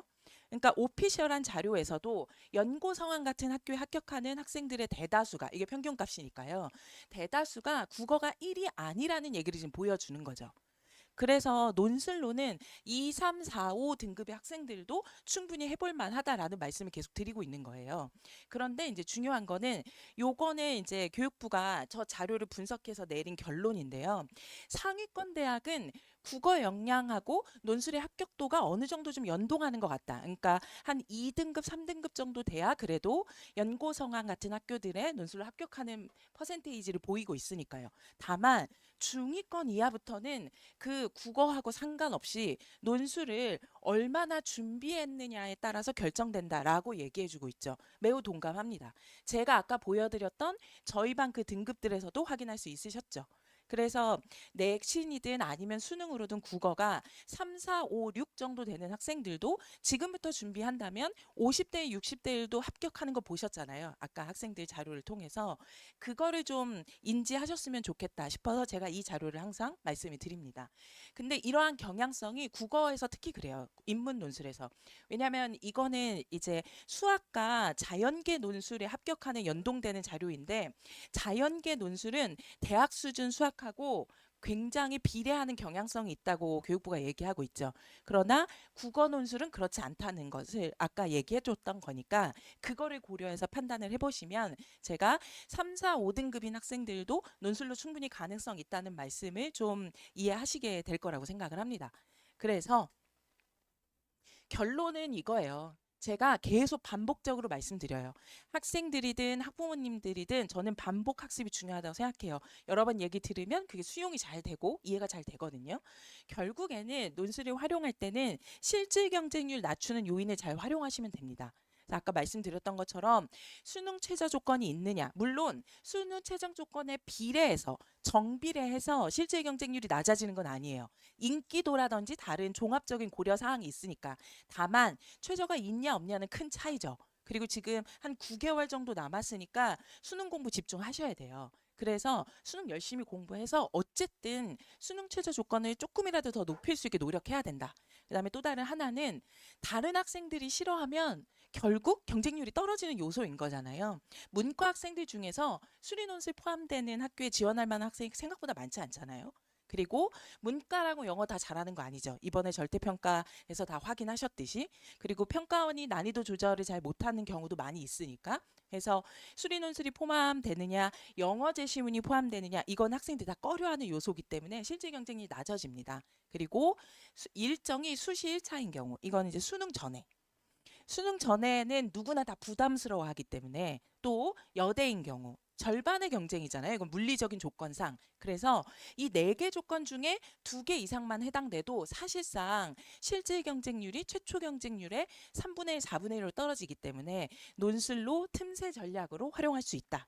요거를 좀 생각해 보시고 논술을 너무 로또 전형이라고 생각할 필요 전혀 없고 겁내실 필요 없다. 내신 3.5에서 6.0에 해당되면 반드시 하나 이상 쓰셔야 됩니다. 그리고 이제 그렇다면 요게 중요해요. 결국에는 이제 전략이라고 하면 이렇게 생각을 해보셔야 됩니다. 요 2 경우와 요 3 경우 이렇게 나눠서 결국 이 얘기 하고 싶어서 오늘 제가 계속 말씀을 드린 건데 우선 첫 번째 일반고 교과 3.5 이하이고 모의고사 수학 4등급 이하 생각보다 고3 올라가면 문과 학생들 절반 이상이 여기에 해당돼요. 거의 그래요. 문과 학생들은.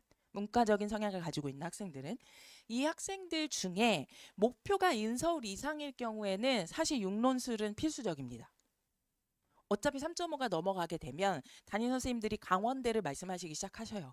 그래서 목표가 인서울 이상이면 6논술을 할 수밖에 없다.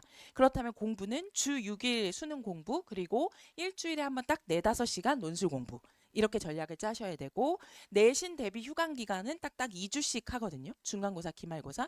그때만 집중해줘도 7, 8, 9등급은 받지 않아요. 논술 100인 전형들이 워낙 많지만 그래도 10%, 20% 들어가는 학교들도 있잖아요. 아직까지는. 그래서 7, 8, 9등급까지만 받지 않으면 논술에서 내신 때문에 불리할 리는 없어요. 그래서 주 6일 수능 공부, 일주일에 한번 4시간 논술, 중간고사 2주, 기말고사 2주, 내신 대비 휴강을 하면 그걸로 충분해요. 요 등급대 학생들은. 대신 이제 이 학생들은 논술 전형이 주전형이기 때문에 3월 모의고사 이후에 수능 영역별 선택과 집중에 대한 결정은 해야 되죠. 왜냐하면 수학이 모의고사 4등급 이하면 여기에 계속 시간과 그리고 노력을 투자해야 될까 이걸 고민을 하셔야 되니까. 그래서 1, 2, 3월 열심히 한 결과가 3월 첫 모의고사에서 드러나는 거잖아요. 그때 수학이 5, 6이 나왔다. 이러면 저는 좀 그때 가서는 수학을 버려도 된다. 이렇게 말씀을 드리는 편이에요. 그래서 여기에 해당되는 학생들의 제일 중요한 지점은 이거라고 봅니다.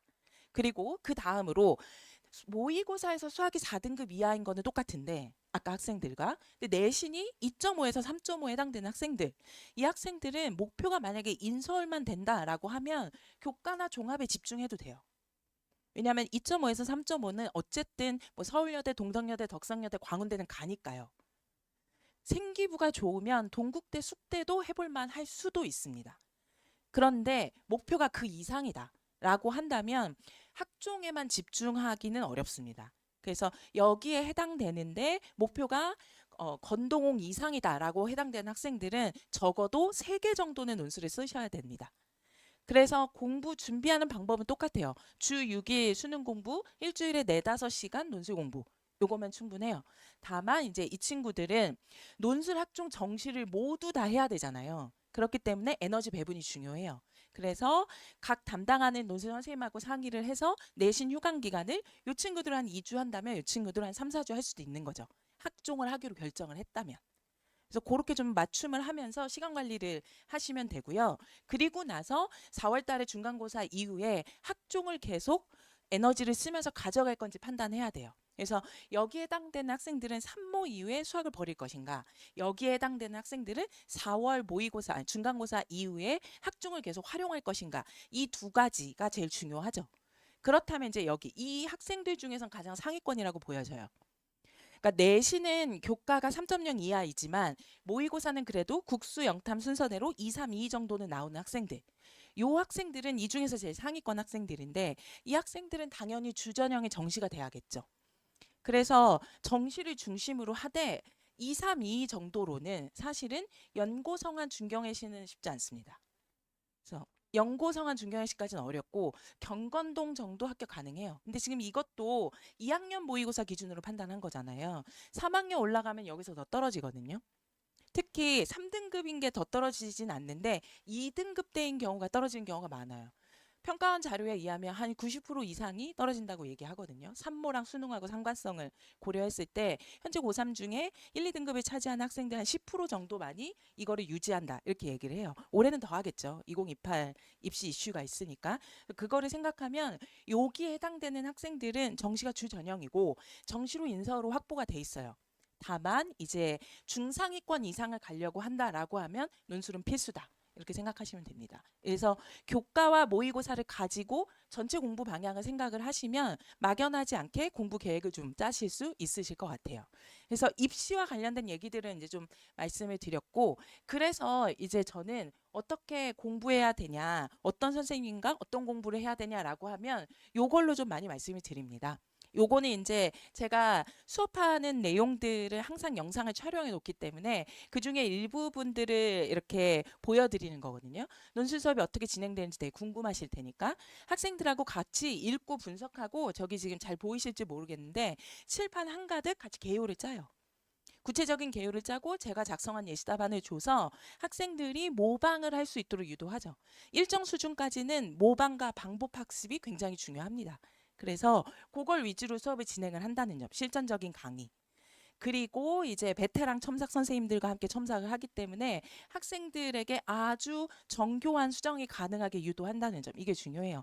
아까 같은 그런 결과들이 나왔던 거는 이것들이 가능했기 때문입니다. 그래서 저희 첨삭 선생님들은 다 연고 서강대 석사 이상 선생님들이시거든요.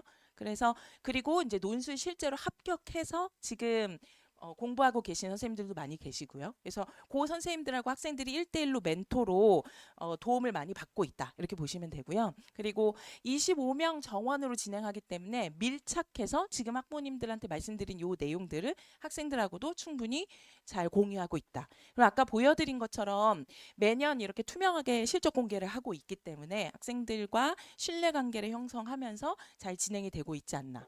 그거를 토대로 꼼꼼하게 상담을 진행하고 있거든요. 그래서 그걸 가지고 학생들과 충분히 1대1 대면 상담을 다 해서 진행하기 때문에 그동안 좋은 성과를 내지 않았는가 싶어요.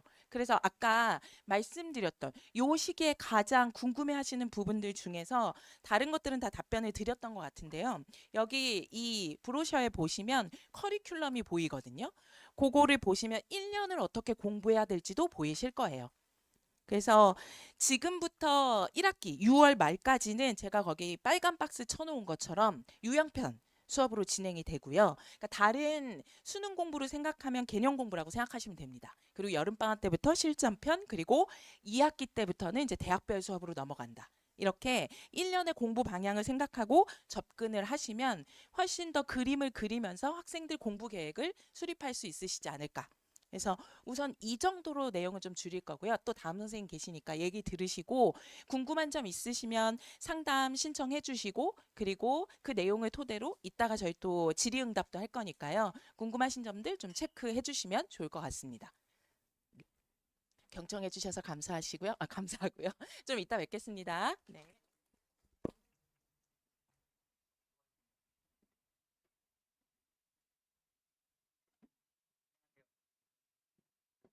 김원수 입니다. 제가 마지막 연사예요. 시간을 많이 쓸 건 아닐 거고 이렇게 됩니다. 이렇게 안에는 내용들하고 해서 전체적으로 아마 앞에서 큰 얘기 나왔을 것 같고 제가 이제 좀 더 디테일한 부분 좀 말씀드리려 그래요.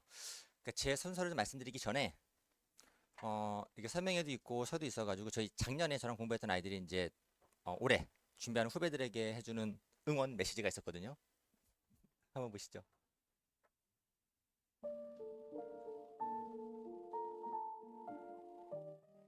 혹시 보이세요? 이대 갔던 친구였고요.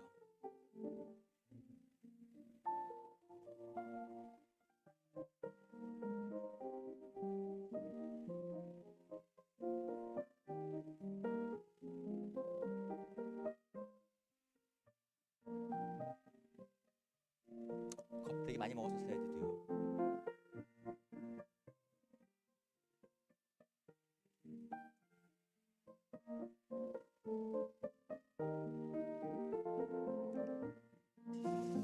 이 녀석 인상이 좀 났는데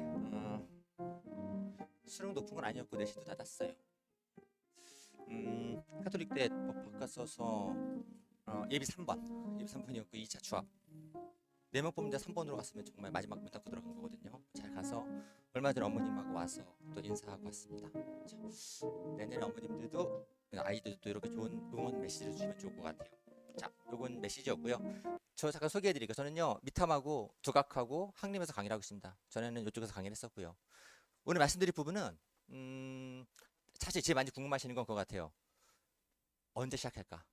이게 제일 많이 물어보시는 것 같아요. 그래서 그 부분들에 대해서 논술을 언제 시작했나요? 라고 근데 오늘 제가 전반적으로 보여드릴 내용들은 저는 어떤 애들이 붙었나 궁금해요. 그래서 작년에 과거 애들은 없는 거고 딱 26학번 애들 얘네들 대상으로 제가 3개를 물어봤어요. 첫 번째 뭐냐면은 뭐를 잘했길래 논술에 붙은 것 같아? 또 하나는 논술하다가 어려운 게 있었을 텐데 어떻게 넘어섰을까? 세 번째는 논술 준비하는 후배들이 많이 있을 텐데 후배들에게 진짜 도움이 되는 조언해줬으면 좋겠어. 이 3가지로 그랬습니다. 그래서 애들이 얘기해 준 것 좀 보여드릴게요. 첫 번째는 이 친구는 딱 1년 준비했었어요. 1년 준비해서 이렇게 성대 붙었던 친구가 있었고요. 이 친구는 역시 1년 동안 준비해서 이대도 갔었고 이 친구는 딱 1년 풀 쳐 동별했죠. 그리고 똘똘한 친구였어요. 약간 보시죠. 후배들에게 준 조언이었어요. 논술은 1년 동안 한 번도 빠지지 않았거든요. 대신에 4시간 동안 매주 했던 거였어요. 4시간이고 제가 하지 말라 그러는 게 있어요. 4시간 동안 매주 하는 건 중요한 거고 하지 말라는 건 뭐냐면은 4시간 이상은 하지 말라는 거예요. 논술은 4시간만 하면 되는 겁니다. 그 이외에 많은 걸 할 필요는 없어요. 왜냐면은 우리 애들이 시간이 많지 않거든요. 우리 애들 대부분 국어도 못하고 수학도 못하거든요. 그래서 집에 가서 숙제가 얼마나 많은지 아시잖아요. 정말 잘하고 있습니다. 그래서 나머지는 전부 다 일주일 80시간을 수능에 투자하는 거예요. 수능에 투자하는 거고 이 강의실 문 닫고 들어와서 나갈 때까지 4시간 동안만 논술하는 겁니다. 그 안에서 강의하고 글 쓰고 첨삭하고 다시 쓰고 모든 걸 끝내는 게 가능해요. 대신에 4시간 동안은 엄청 빡세요. 되게 바쁩니다. 대신에 이 문 닫고 나가면은 전부 다 수능에 투자하는 거예요. 이 친구 현명했던 거였어요. 딱 요 시간 외에는 하지 말라고 합니다. 저는요. 전부 다 수능하는 거였어요. 그래서 최저 잘 맞추고 그 다음에 논술도 다 써서 합격한 친구가 있었습니다. 이게 시간은 단순해요. 제일 많이 붙는 애들은 요건 저희 반 애들인데 학교가 공개하는 자료도 마찬가지예요. 보시면은 수많은 대학들에서 이거는 얘네들은 저희 반 애들이 아니죠. 모르는 애들입니다. 학교가 운영하는 유튜브 채널에서 인터뷰를 합니다. 논술 붙은 애들한테 얼마나 공부했어? 라고 물어봤을 때 보시면은 제일 많은 답변은 고2 때 겨울방학에 준비해서 붙은 애들이 제일 많았습니다. 그리고 물론 뭐 이상한 애들도 있어요. 지금 한양대 제 보시면은 보이세요? 공부 안 하고 붙었다 그랬어요. 인터뷰하는 사람이 깜짝 놀랐거든요. 저쪽은 수리가 엄청 어렵기 때문에 인문이 그렇게 중요하진 않고 수리로 붙는 게 가능한 학과였습니다. 약간 이름도 수리처럼 보이긴 하죠. 반면에 전반적으로 본다면 특히 상위권 대학으로 가면요 압도적이에요. 연대 경영은 고2 겨울방학, 고2 겨울방학이었고 성대는 고2 겨울방학, 저 친구는 고2라고만 말하고 시기를 말하진 않았습니다. 고3, 3월 나오는 건데 높은 대학 가는 애들은 거의 차이가 없었어요. 거의가 1년 가까운 시간을 준비하고 붙은 애들이었습니다. 그래서 단순해요. 오래 준비한 애들이 이길 수는 없어요. 국어도 오래 한 애가 잘하는 거고요. 수학도 마찬가지고 논술도 마찬가지입니다. 십자수도 오래 한 애들 잘하고요. 감자 캐는 것도요. 많이 한 애들 잘하는 겁니다. 대학 3명에 가도 기출문제 많이 풀어보면 잘한다 그래요. 그래서 시간을 넘어서는 비법이 따로 있지는 않습니다. 오랫동안 열심히 준비했으면 좋겠어요. 그 다음에 어떻게 강의에 들어서 붙었나 물어봤어요. 좋은 점은 물어봤는데 저는 이렇게 진행을 합니다. 우리나라 논술 유형은 뭐 몇 개만 적어놨는데 연대부터 성신여대건 어느 대학이건 간에 이 5개를 벗어나진 않아요. 다 똑같습니다. 대학마다 차이가 있냐? 있어요. 미세한 차이가 있습니다. 이게 다 없어졌어요. 왜 그러냐면 논술이 시작된 게 94학년도예요. 올해가 지금 33년째거든요. 33년 문제를 보다 보면 처음에는 대학마다 문제가 다 달랐어요. 대학이 바보가 아니기 때문에 시간이 지나면 문제가 공개되잖아요. 나쁜 문제들은 대학이 버리고요. 좋은 문제들은 베끼기 시작했어요. 33년간 이 과정을 거치다 보면은 문제들은 거의 수렴하게 돼 있습니다. 옛날에는 다 누구를 베꼈을까요? 서울대. 정말 잘했거든요. 다 서울대 문제 베끼다가 지금은 어디 베끼겠어요?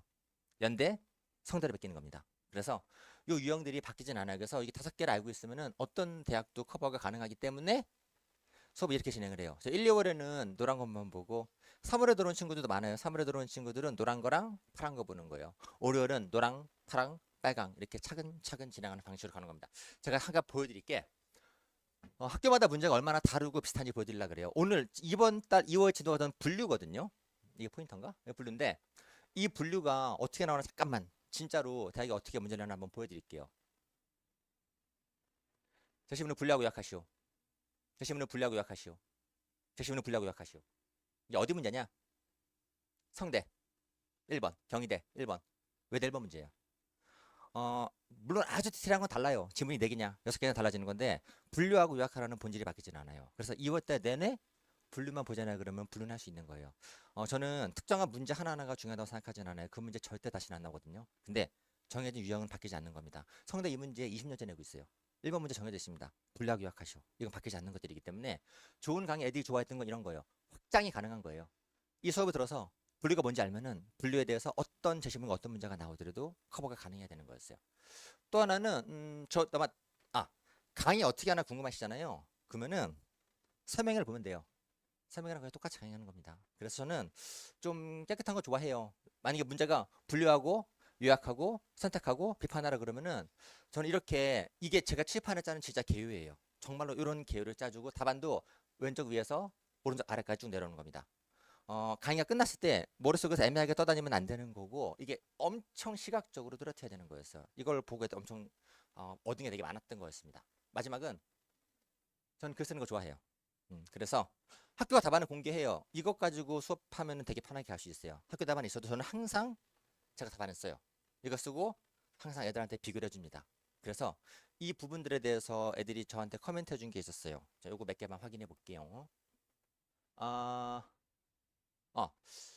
판서는 수업이 끝나고 나면 한 판에 오늘 4시간 동안 뭐 배웠는지가 정리가 되는 겁니다. 이 친구가 말해준 게 있었고, 이 친구는 보통 강의들은 줄글로 진행이 돼 그냥 쭉쭉쭉 진행이 되는 거고, 저는 깨끗하게 표지하는 거 엄청 좋아합니다. 답안도 아이들이 강사가 본인이 글 쓸 줄 알아야 돼요. 본인이 못 쓰면은 가르치는 게 어렵거든요. 그래서 답안도 주면은 애들이 이거 참고해서 엄청 좋은 글을 써왔습니다. 그래서 이 친구도 잠깐 보시면 논술하고는 전전했던 친구였어요. 첫날 왔는데 그 자세가 있어요. 강의 한번 해봐. 아시죠, 그쵸? 그래가지고 중간에 들어왔던 친구 이 친구는요. 여러 학원 다니다가 와서 마지막까지 같이 갔던 친구였어요. 동국대 보냈습니다.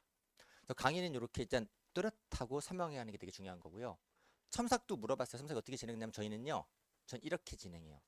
1차는 담임 선생님이 첨삭해 줍니다. 저희 반에서 지금 미탐에서 제일 오래 봐주시는 분은 31년째 하고 있어요. 95년부터. 논술 시작이 94년도거든요. 95년부터 첨삭하는 분이 계십니다. 저희 여기 계신 어떤 분보다도 연세가 많으세요. 저보다 오래 하신 분이. 제가 19년째거든요. 1차를 봐주시고 2차는 제가 봐요. 저는 구조를 보고 모든 아이들이 매주 보는 겁니다. 그래서 이 두 가지가 같이 움직여 나가요. 아이들은 한 사람의 견해 듣는 것보다 이걸 좋아했던 것 같아요. 그래서 진짜로 보면은 이렇게 얘기해 줬었어요. 이거를 시스템이 되게 체계적이라고 인지했던 것 같아요. 1차 받고 2차 받고. 이 친구는요. 2대 4년 장학생 받았는데 이게 자금 2개 받아. 한 가지는 뭐냐면은 글을 잘 쓰면은 입학 성적 우수 장학생이 시스템이 되는 겁니다. 하나 그 또 하나는 뭐냐면은 남은 게 뭐밖에 없게요. 입학 성적 말고 또 하나 뭐 있죠? 동문 장학생. 어머님이 이대 출신이셨어요.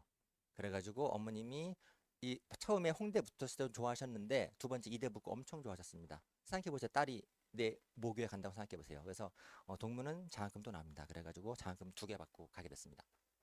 그 다음에 이 친구도 1차와 2차에 대한 이해가 깊었고요.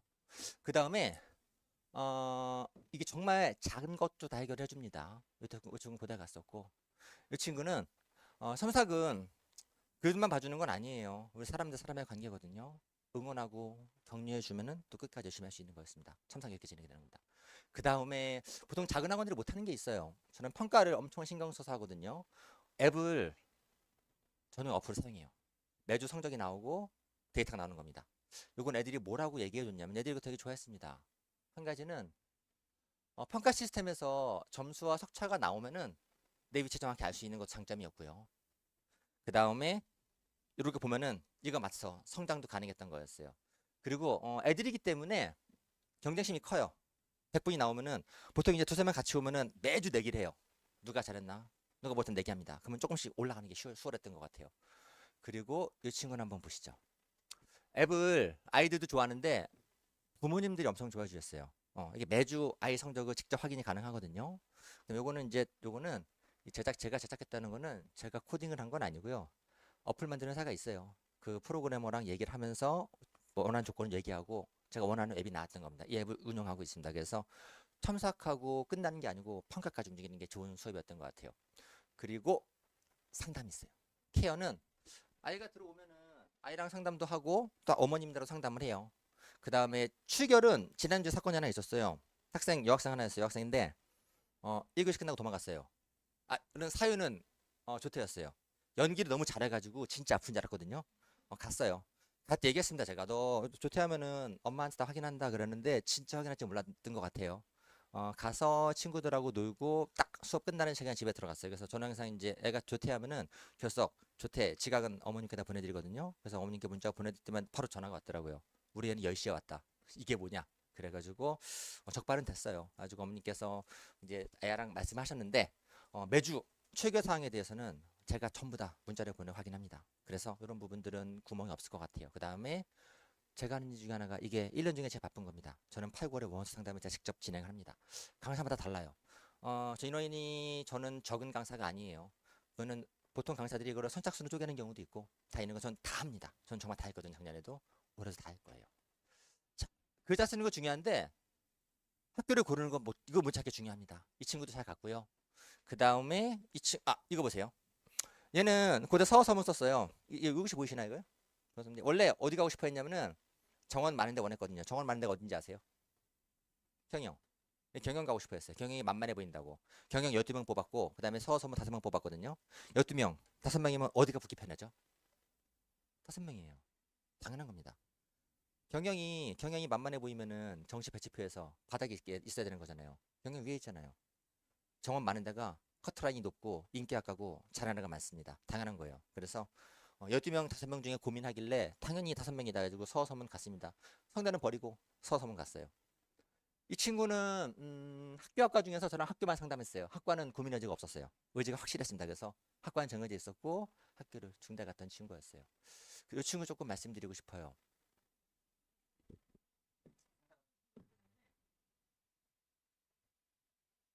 잘 써요. 잘 쓰는데 겁이 많아가지고 성대 쓰는 거 두려워했어요. 근데 성적이 너무 좋은 거예요. 성적이 100분이 올라가는 게 좋아가지고 꼭 쓰라 그랬고 합격을 했습니다. 얼마나 좋아했냐면요. 이게 문자를 보내줘야 합격을 하면요. 합격증을 보내주는데 어떻게 보내냐면 대부분 애들은 화면 캡처를 보여주죠. 얘가 이상한 걸 보낸 거예요. 종이 합격증을 사진 찍어 보낸 거예요. 성대 발표 당일날 종이 합격증이 나올 리가 없거든요. 그래서 전화해서 물어봤어요. 가지고 또 종이 학교에서 보내준가 그러니까는 합격증 뽑아가지고 냉장고에 붙여가지고 찍어준 거였어요. 엄청 좋았던 거죠, 그렇죠? 그러니까 딴 애들은 꽤 좋았지만 뽑을 만큼 좋았던 것 같지는 않아요. 당일날 정말 뽑아가지고 냉장고에 붙여놓고 사진 찍어 보내줬더라고요. 그래서 이 친구랑은 지금도 연락을 하고 있어요. 지금은 학원에서 조교하고 있습니다. 다른 학원에서.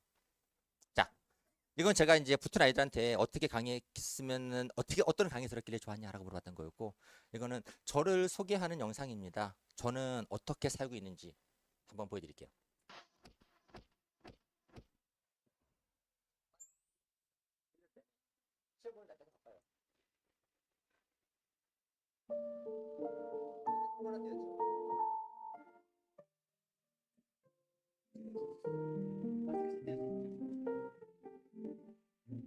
어딘지 아시나요 혹시?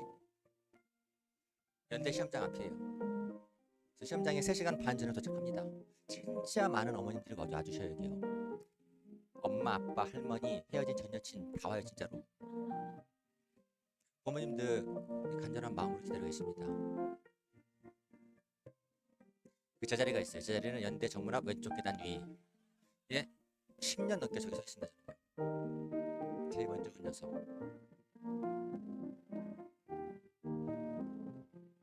항상 응원해요.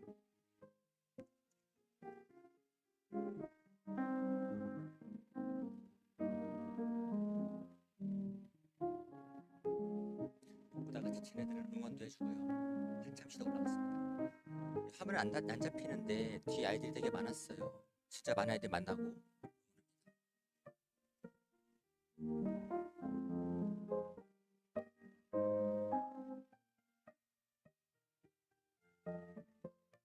이게 수험생이에요. 야, 저 중에 우리 애가 붙을까 싶은데 붙어요. 매년 아이들 찾아가서 응원하는 게 저는 이게 엄청 그냥 정해진 루틴 같은 겁니다. 정말로 이 정말 즐깁니다. 전 좋은 직업이라고 생각해요. 바보같이 나죠.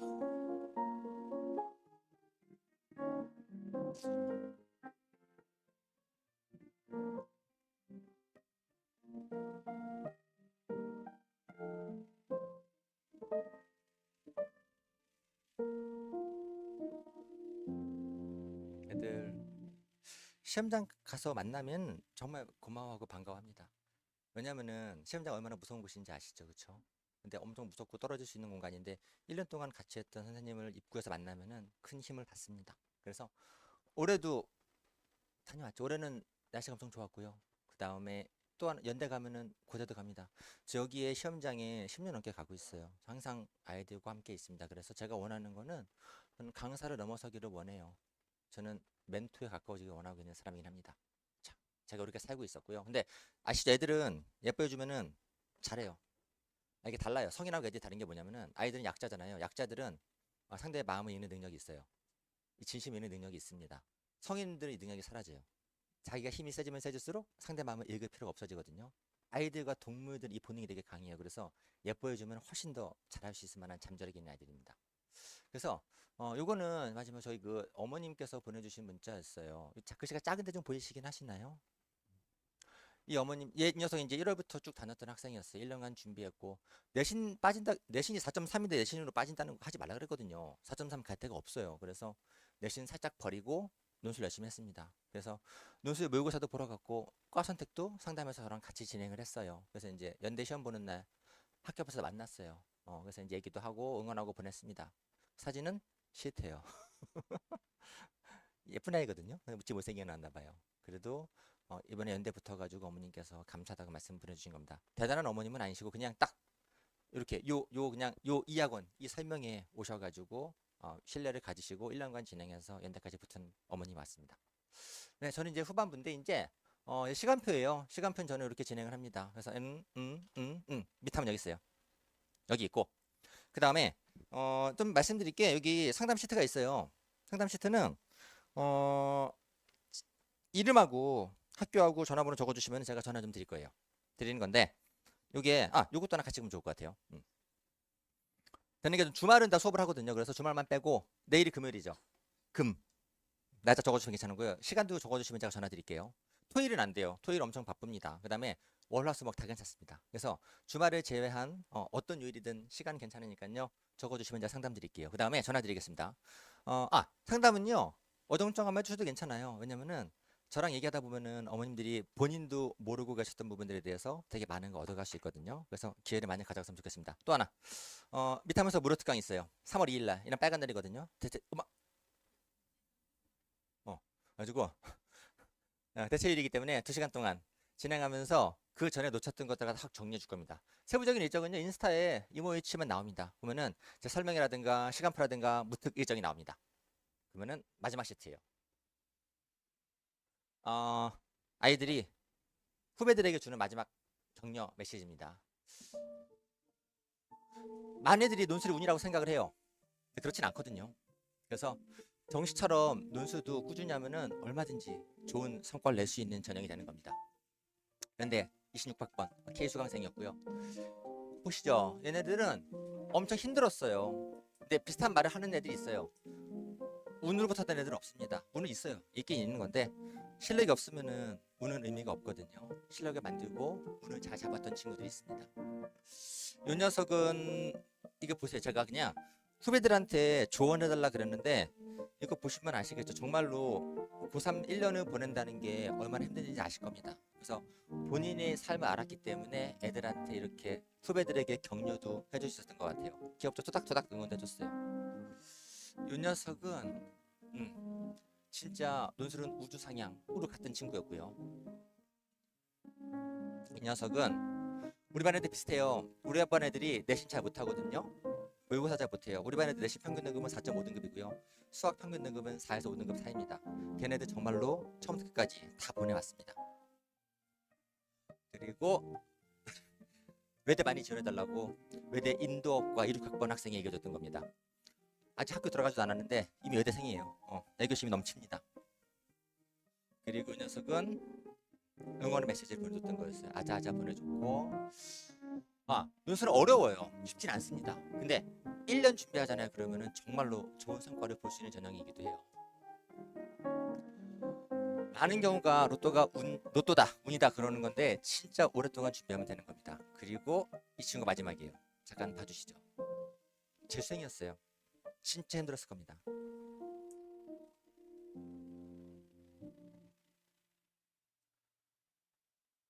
2년 입시하는 거 힘든 일인 거예요. 힘든 일인데 열심히 해가지고 숙대, 성신대, 법대 붙어가지고 숙대 16학번이 됐습니다. 오늘 보여드린 애들은 전부 다 26학번 선배들이 되는 겁니다. 그래서 오늘 이 자리에 오신 어머님들도 정말로 여기 나오는 것 같이 어머님들이 원하는 대학, 원하는 학과에 합격할 수 있기를 진심으로 기원합니다. 화이팅입니다.